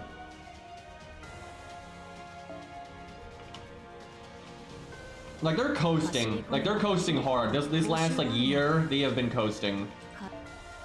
But I think it's because they don't have much of a choice. Get that Kiyohime off the screen. Dear God. Also, hi, Taigo. I can't believe I didn't get a single Taigo enrolling for Bazett. I was not happy about that. I got so many Medusas and Ushis, 100 face, like, Kiyohime, I got so many of them. But yeah, not a single Taigo. Okay, there's one. Bazett, please. What do we got here?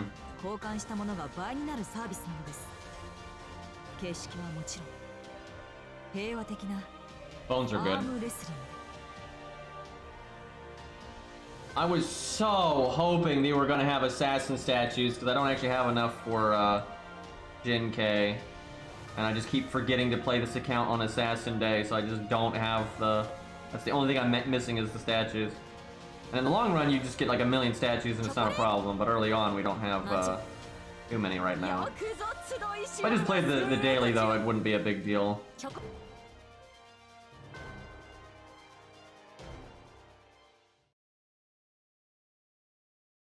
I don't think Taiga's rated up, it's just there's no male 3 stars.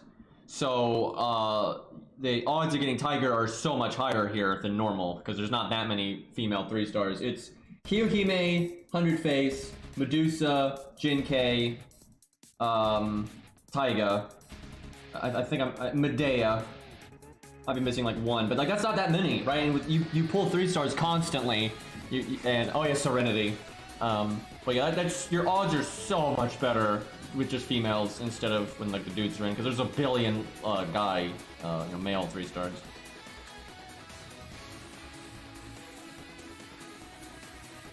Is she not in? They're normally in, even if they're story locked for like Valentine's Day and White Day, because White Day you can get story locked males.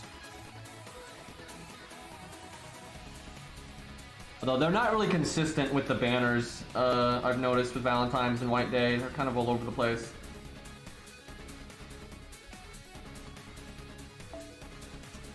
Alright, let's do this stage one more time. Then I'll probably wrap up.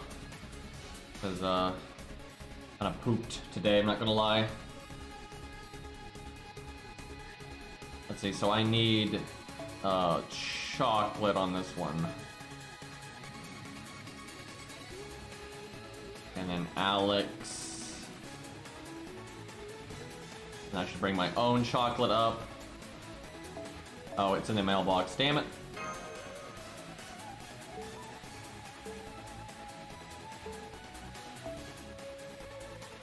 I think these might give you more buddy points too. I'm not sure. I'll have to look here. Awawa looks so different in that craft essence than like her normal art. Jesus. I don't think it affects the amount of points you get. Yeah, no, it's just a chocolate.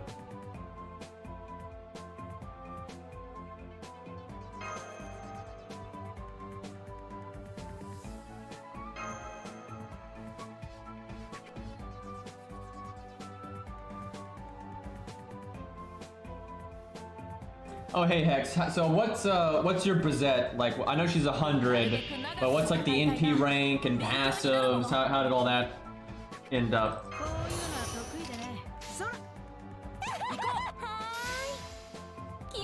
NP2. Yeah, mine's NP2 as well. But you got me with the grails, so. Took me a while to figure out it's Awawa. Yeah, it's kind of hard to tell, to be honest.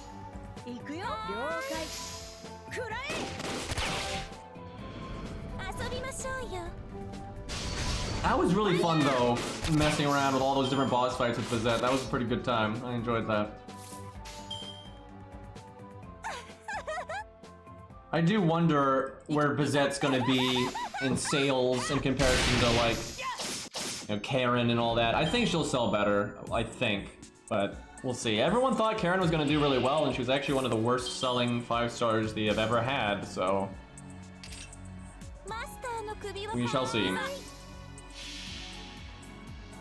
I do think Bazett was always more popular than Karen though. Like regardless of how they were done in FGO, I think Bazett was just always been a more popular character.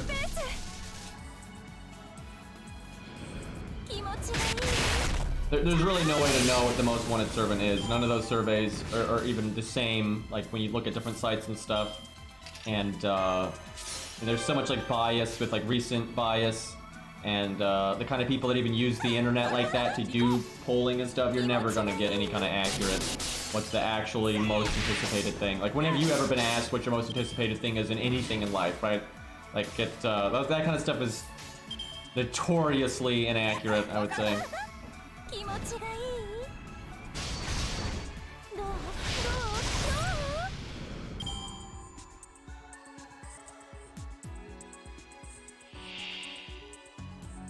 Alright, Alex. Time to go burr.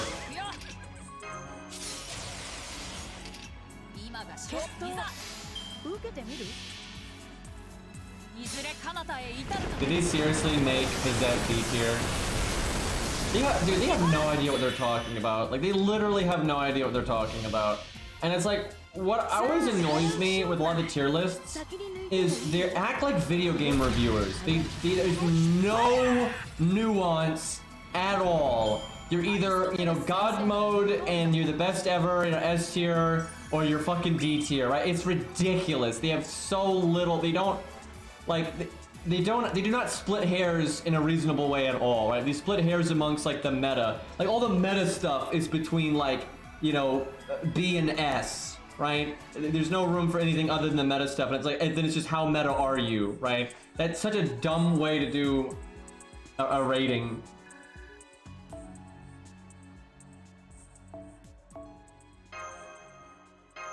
All right, let me check the ladder. I want to see what's on the ladder. I didn't look at all on my main account. All right, what do we got here? Okay, a lot of newer mats, and those are completely useless to these accounts. Damn it, this looks like a lot of stuff that's not useful to us. The mana prisms and stuff. Oh my god, this is so many things we don't need. Like the yarn balls are useless. The fangs are useless. These giant things are useless. The lost belt 6 bells are useless. Yeah, this is loaded with stuff we don't need. There's a few things, but C tier and D tier. I'm guessing it's C tier for challenge quest, D tier for farming. Even for, I don't think she's great for farming, but even for farming, she's not D. You know what's D tier for farming? Bin K. That's D tier, right? There's like, it's stupid. Like there's no world where like any 5-star should be D tier because like their inherent stats are so high. Oi. Yeah, we got a couple of NK fans here. My god, this ladder is not... This is not a good event for us, to be honest. Like, it's not terrible, and any event is better than nothing, but it's really not giving us access to the stuff that we need. It's just, you know, foe items and lures are good no matter what. But that's a lot of stuff we're never going to use. Yeah, we do get CE bombs, and that's good too.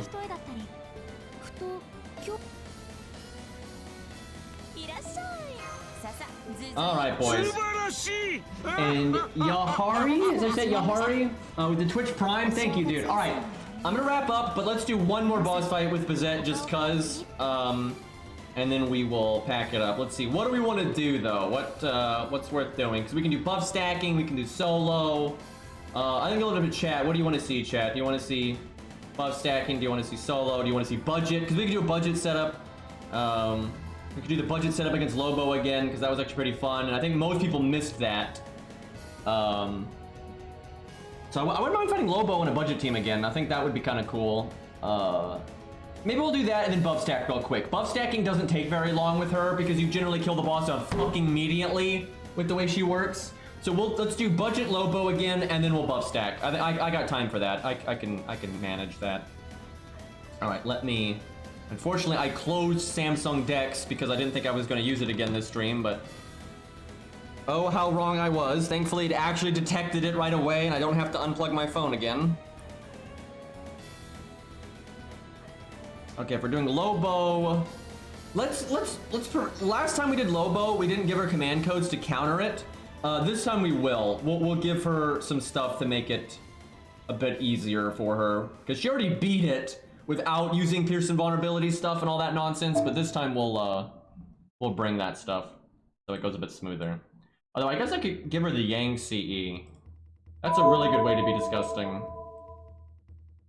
I don't know what... That was so weird that the screen was black that long. I didn't touch anything on OBS that entire time. That whole time it was set to show Dex, and it just wasn't. I guess there's some like hook issues between OBS and Dex, because I know Dex has its own like hook bullshit that it does. So that's probably why it takes so long.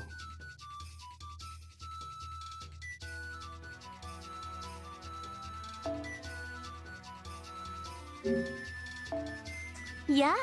If we're gonna give her the Yang CE to be disgusting and all that, we should give her something with burn, obviously.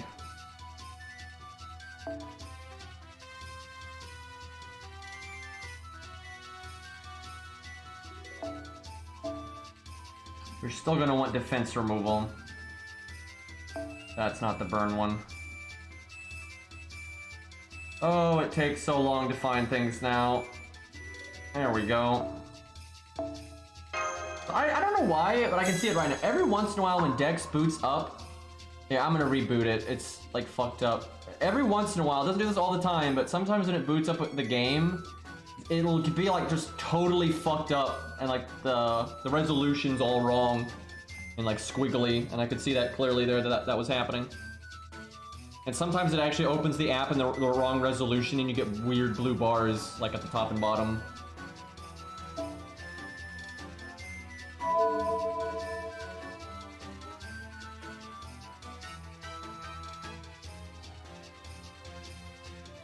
Yeah, it's like starting in small mode and it's like, yeah, like blowing it up. It's really weird, but I could tell it was doing something like that because like the resolution was all weird. Yeah, いらっしゃいだね、マスターくん。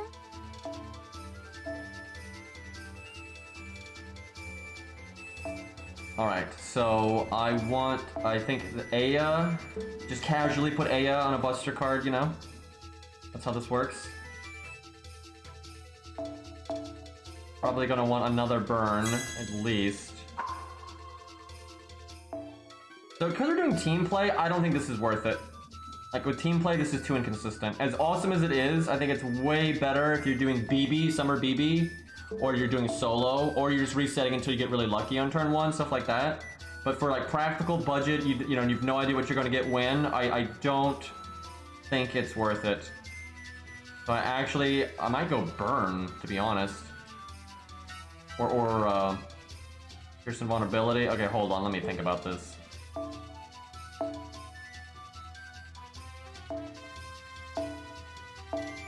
I think burn. Yeah, I think burn.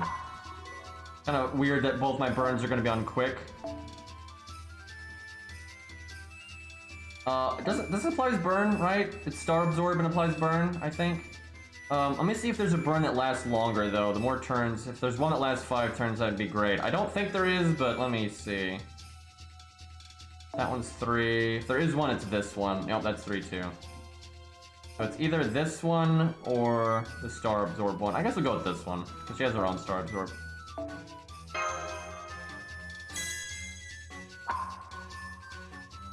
Alright, this looks decent. Oh wait, I don't need Pierce and Vulnerability, because we're going to use Yang CE, of course. Could do another defense removal. Or another burn. Burn seems pretty good.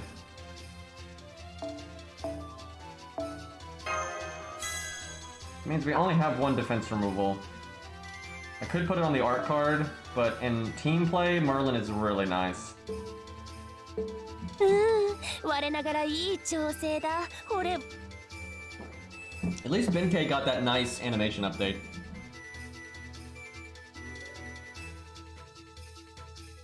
Alright, let's go. Fight Lobo, budget team. Show how she does. And then we will do a buff stack. Man, Dex is such a wacky program sometimes. That was so funny when we buff stacked on Medusa. It was just sad because Medusa's not strong enough for us to really get to show off the damage. That's the thing. There's no way to really show off her damage right now. There's not enough hard content with like enough health for me to be able to do anything too significant. Like she can just instantly murder the 2 health bar people.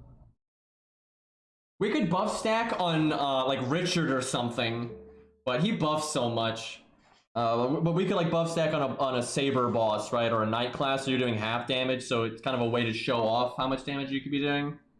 That might be what we do. That's like the only way I can think of to get an enemy with enough health. Is to like lower our own damage that way. And then you know the damage would be double of that at neutral and double of that if it was counterclassing, so you can kind of see how much better it would be. The only reason the dragon might suck is just the fact that the dragon really does buff a lot.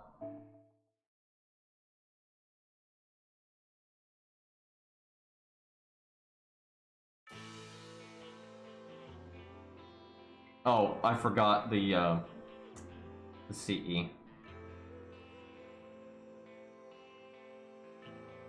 Kind of an important detail.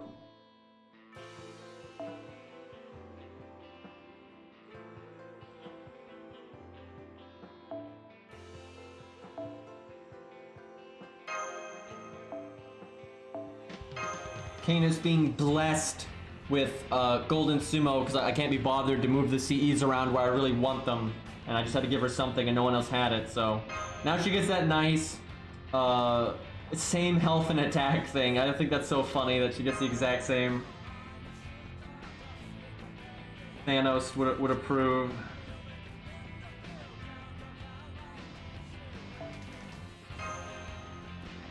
Yeah, I think I've seen like 2 Mecha Lizzes grailed ever. I like how I just logged in and I don't get myself.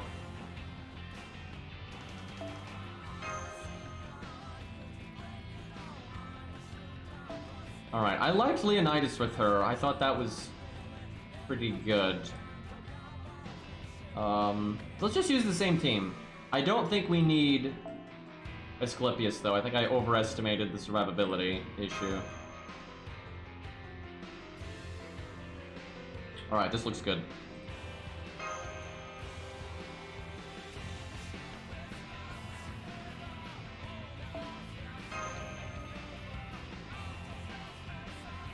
Yeah, we actually did solo Lobo with her, because Beastly has the 3rd passive, so we used his, and she was able to do it. It was still kind of tough, though. I mean, that's not an easy one, and I'm not sure she would have done it without the passive. That would have been tough. She might have, though. She might have. It would have been close. Like, nail biter. I might try it with mine at some point. Could definitely do it with Yang CE, though, but that's kind of a given. I'd probably get her NP without... I want to use the Star Bomb, I really do, but it's a waste of our evade. And I'm going to want the evade when I actually NP. Alright, just to be safe, I mean, I don't think we're going to have a 98% moment. I really don't. Actually, I think I have Hans NP himself. Or 3rd skill himself, excuse me.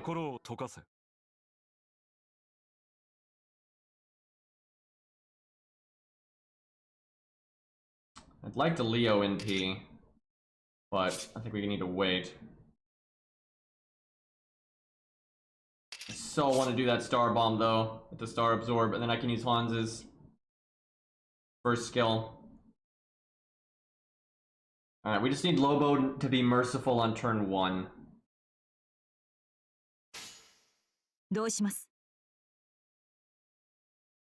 Lobo just, because like on the other turns we're gonna have defense ups and taunts and Hans's NP and all that, but this 1st turn we're kind of vulnerable. I'm not using anything for survivability at all. You got it. Oh, thank God, extra attack. Woo! We were really close to having a 98% moment there, but thankfully the extra attack failed us out. We should probably get out of slow-mo.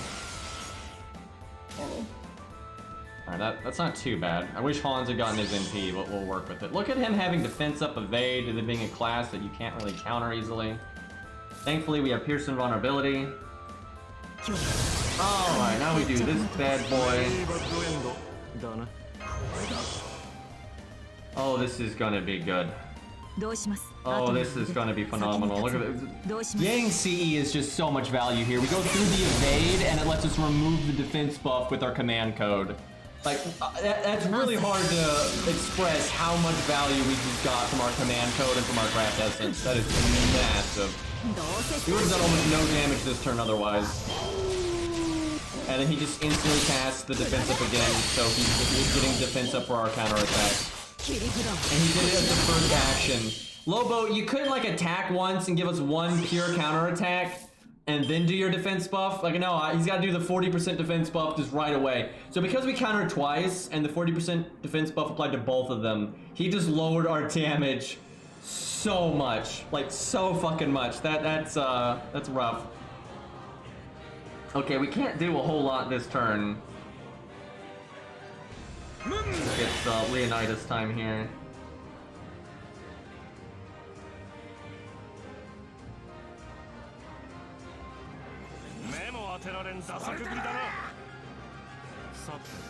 Ons with the Star Gym though.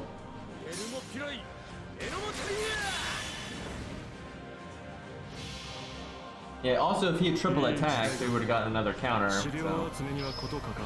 He normally casts 1 skill though, it's pretty common. The different bosses have different percentages on how often they decide to do certain actions, like a stick. Wow. Lobo. My guy, we're trying to go fast, but you're really making this hard right now. What the fuck? We can't do anything. Like, he has 80%, and then we don't. Oh my god. Lobo. Who hurt you, buddy? Do I just art chain because this turn's gonna be so bad? I guess I want to reapply the burn. 了解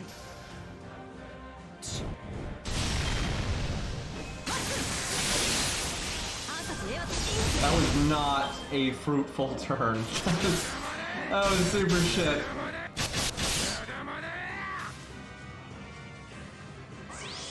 Alright, oh, now we get the defense removal. I want to be able to break and NP, but I don't think I can do that. Could I be pushing it if I just did like 3 damage things? And there's no point in NPing if I don't break. If I crit, will break, but that's pretty unreliable.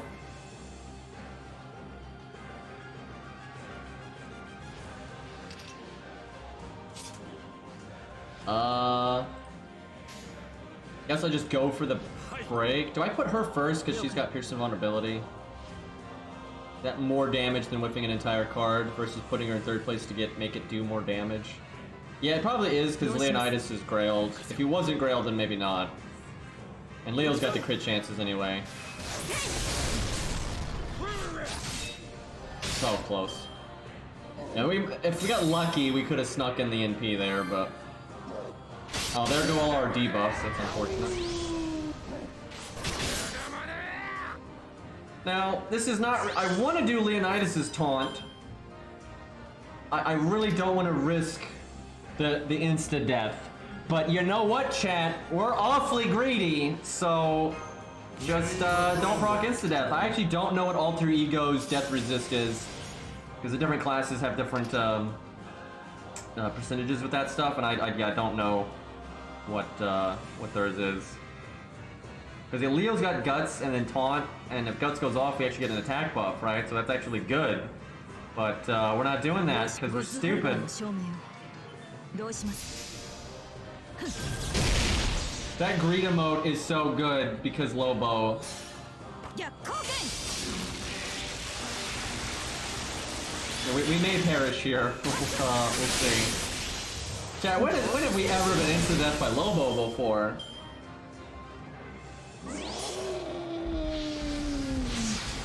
I wouldn't have to do this if I had broken earlier. I could have just taunted on Leo. Woo! Dude, that would have sucked so bad if I insta-death there. Jesus Christ. Okay, got the defense up again. At least we got one good counter off.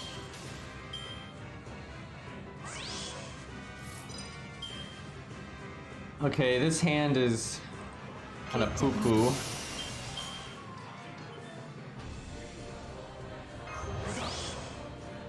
I really want Leo to die for the attack up, but it's just not worth it right now. It's kind of too good to do the other stuff. The Star Bomb on her is useless, but the evade is not.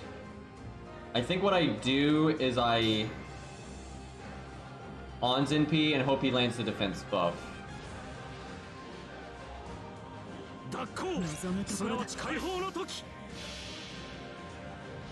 Big Hans crits, yeah, that's the good stuff. Lobo just makes this so awkward, man. There is, even with the CE and the command code, it's still pretty. It's not as awkward, but yeah, it's still not the smoothest experience with all this defense stuff.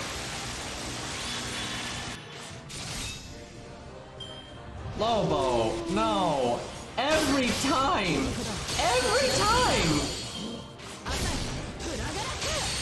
Well, we took quite a blow there.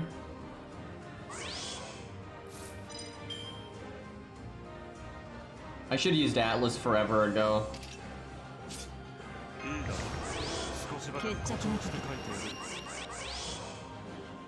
Am I gonna whiff the evade here just for the Star Bomb? It's just one crit. And it's one crit when the boss has the defense up. I guess not. はい Actually, a Leonidas setup, by the way. I'm not even kidding. You absolutely could use a level 100 Leonidas here as a DPS pretty effectively, just because of how easy it is for Leo to loop here, because Lobo has a high hit count. And the buster up and the attack up and all that. Like, you could definitely make that work.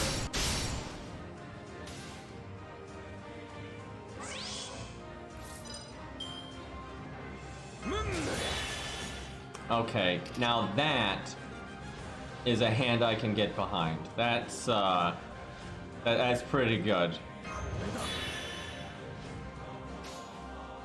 Can we kill though? 了解 Probably not, even with all those. Well, actually, no, we've up slow-mo, and we might kill here.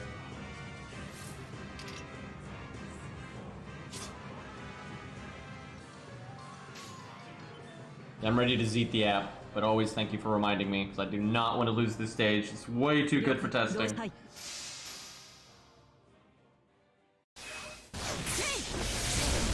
Yeah, I think he's dead. This quick is gonna do a lot. Oh, jeez. Woo! Alright, 9 turns. That was better than last time. I think last time it was 11 turns. And we still probably could have done it a turn or two faster than that with good luck. Obviously, not like reliably, but I could have used Atlas better too, or just not brought Atlas at all. There was some other options there. Okay, now we want to buff stack. The main account is the best one for doing that. Unfortunately, the main account doesn't have access to any like really good boss fights. I wish we had Abigail. Alright, you know what? We'll buff stack on Richard. This is gonna be so silly. Hey Trap, thank you for the 1 year, dude. That's we've had a lot of 1 year subs today. I appreciate it, everybody.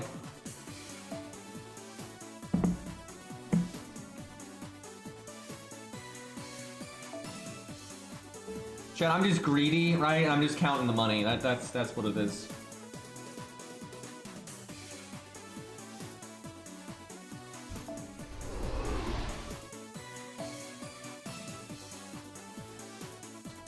Alright, so Scatty seems like a no-brainer. Yeah, we don't have a greed emote, really. Oh, there we go. And Zaw's even got the command code. That's good for her. Okay, if we're buff stacking, hold on, I need to change for command codes and stuff. What do we want to go with? Black Grail's the funny one, but I don't know if we can live with Black Grail. It's definitely the most damage if you're buff stacking, though. I'll try it. We'll have to work in some kind of survivability from the teammates, though. Now, I gotta remind everyone, we're not just going to do neutral damage, we're going to do being counter-classed damage, so huge drop in performance here.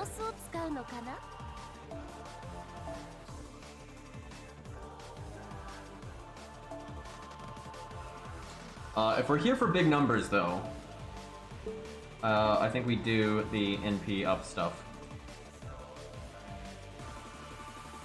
That was pretty cool that they made that passive for her, though. I guess they just realized how obnoxious it would be if a lot of the buffs wore off, like, during the counterattack phase. Especially the Mystic Code. I think that's what did it, because it's so ridiculous if your Mystic Code can't work on a unit like that.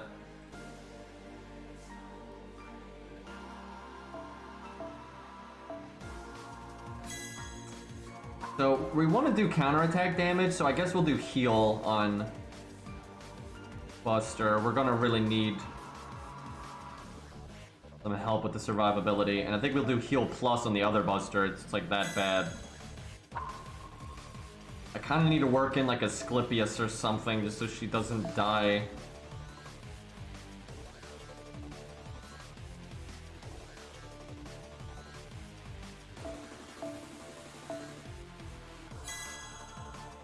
Yeah, if it was early FGO, they definitely would not have done that. I might ditch this. I don't think we're going to need it as much with the way we're playing this, and we really do need help here. But what would we go with? I don't know if there's something else we'd actually use that matters too much. Guess we keep it then. 我ながら Oh my god, I wish Jekyll and Hyde was made today. It could be so much better and more interesting and cool. They found ways to fuck it up in every way possible.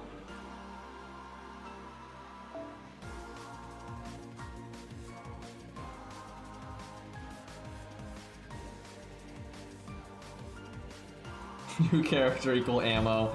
Oh, that's definitely some Chingong shit right there. Alright, let me think. Now, this fight's gonna be different than what we were doing against Medusa. It's not like that at all. We can build up our NP on the golems. Although, I don't know if we want to, because we could actually get completely wrecked on the golems. We might want to, just Arash them, or use, like, Leonidas or something. At least Leonidas gives us some damage.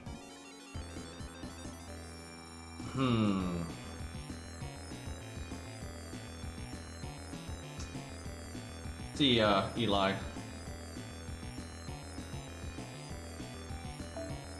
Waver is still good, but maybe not like that. I could do Poster Girl on a buffer. That's pretty good. That's obviously short term, but still, that's pretty good. There could be Scatty, honestly.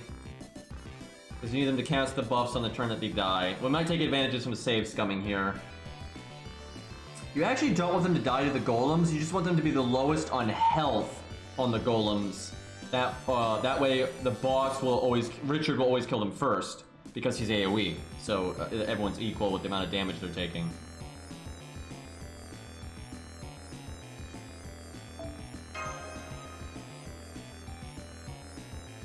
Okay, hold up. So when he dies, I could just bring in Scatty then, and then have switch Mystic Code to cycle out to someone else. That's not good in the long term, but we kind of want to just do like as much burst as we can on the dragon. And then remember that that damage would be doubled if we're at neutral, and then doubled again if we were counterclassing.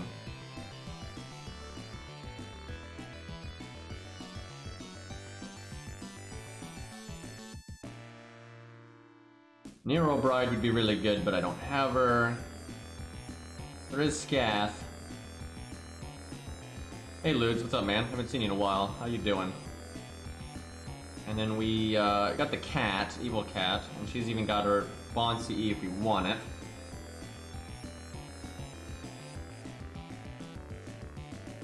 I could wait. I feel like Waver's battery might go to waste, so we could actually do a different buffer at the start, but it's so random with your NP gain, so maybe we just keep it that way. What to use here? I don't know, I do kind of want to bring in someone that gives some survivability, because I think at that point Bazette's going to be in kind of bad shape. I might even do Hans, because this account doesn't have a lot of supports with healing. Yeah, Nero Bride would be the one, because Nero Bride could come in, heal, defense up, 3-turn, lingering attack up, and all that. She's pretty cool, really unique gameplay, really fun, so yeah, actually I'm really happy with her. Thank God I don't have to use stage 3. Alright, you know what? We're gonna embrace the burst.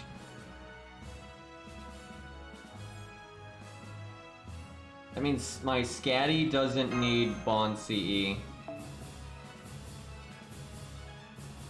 Oh, Choco Jana. Oh my god. Yep, that's the one. My main account has her.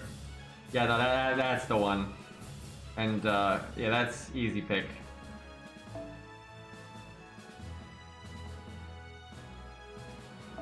We'll give her, Star Bomb, I guess? Or, does buff, is there a buff success chance that will apply it to the other party member? Oh, she can just use her own, that's right, she can use her own. Okay, that's fine.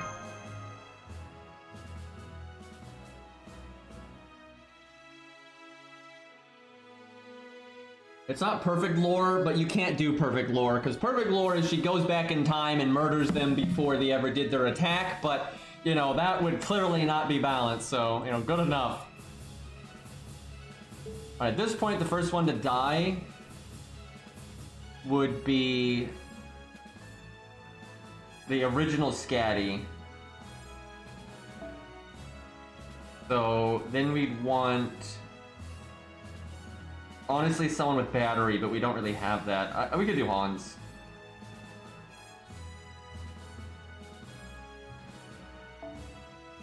The little one. This will make the heal bigger, and that's good. Fuck, never mind. Also, never mind.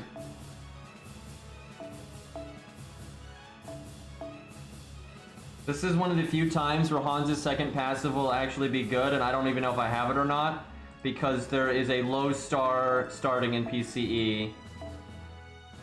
And it might be enough. So that'd be 20, and then he'd be at 40.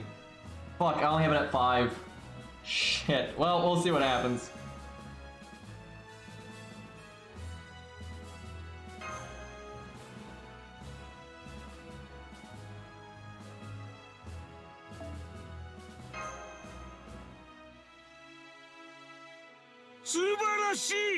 Save Scum Mystic code that rolls back a bunch. That'd be ridiculous. Jesus Christ, Poi. But 39 months though, it really is a long time. Thank you, thank you. That's not nickels though. It's nonsense. That's propaganda, that's what that is. Alright, we need to kill these guys pretty quick, but we also need to get Bizet in P-gain. I think I'm gonna throw... Am I gonna throw out her second skill? Waver is gonna give her the 50% before dying, so she only has to get to 50%. I don't think she needs it. Can she kill without a Buster card bonus? Let's not risk it.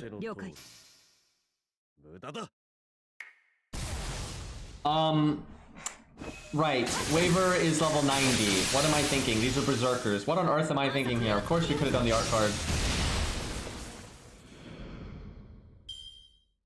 I'm so used to like the co-op account and all that nonsense. I'm not thinking clearly here. All right, we need Waver not to die this turn. This is not the best hand here. Maybe I should have done his defense up there. I'm a little worried he's gonna die. I'll save Scum if he dies. We're not here for honor. Okay, now he's alive. That might just barely not be enough. Let's find out. I could do her first skill so she gets quick up for more MP gain, but that's pretty minor. Woo! Alright, 6 hit count, man. And you get that first card art bonus, that's huge. Alright, we're good.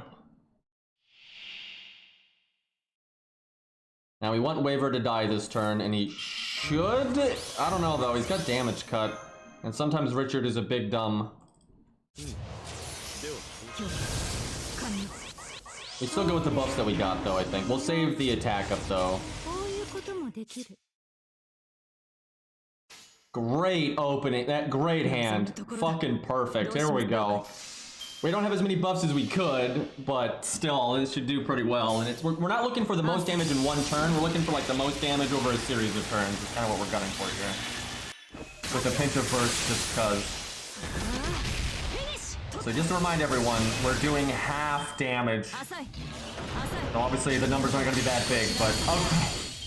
That would have been so good if we were counterclassing, dear God. And because we're doing more than one, so. Fuck, Waver lived. Damn it, Waver. Also, we did not get we didn't get quite enough NP gain. Do I throw out Scatties or do I use our own? I guess Scatties, because we don't need the other effect.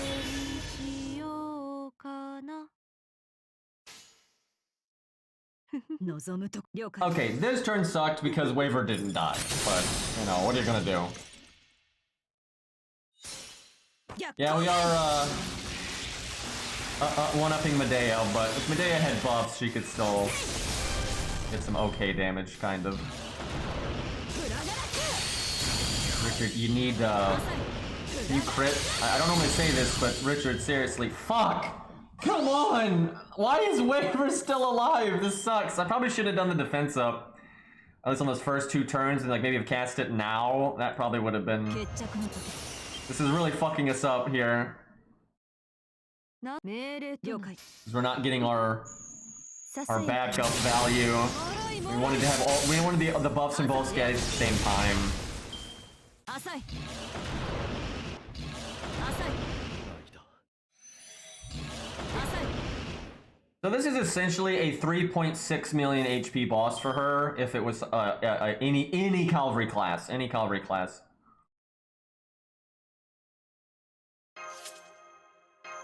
どれにしようかな Okay, I might want to evade now. Or do I need to save it for the NP? You know what? We can use scatties. I should have given scatty starting NP. I completely forgot they buffed scatty. Because they're out of their minds. I forgot about that. And it lasts 5 fucking turns. Yeah, we should have given both scatty starting NP. That I just completely forgot about that. That would have overall been better than the Bond CE. Like, definitely. Shit. I just forgot. Well, I mean, we're still gonna do good regardless. We might try to min-max this a bit more tomorrow. I should have cast this attack up earlier, but I guess I'll do it now just to make this turn a little bit less fail. ご図どうしますはい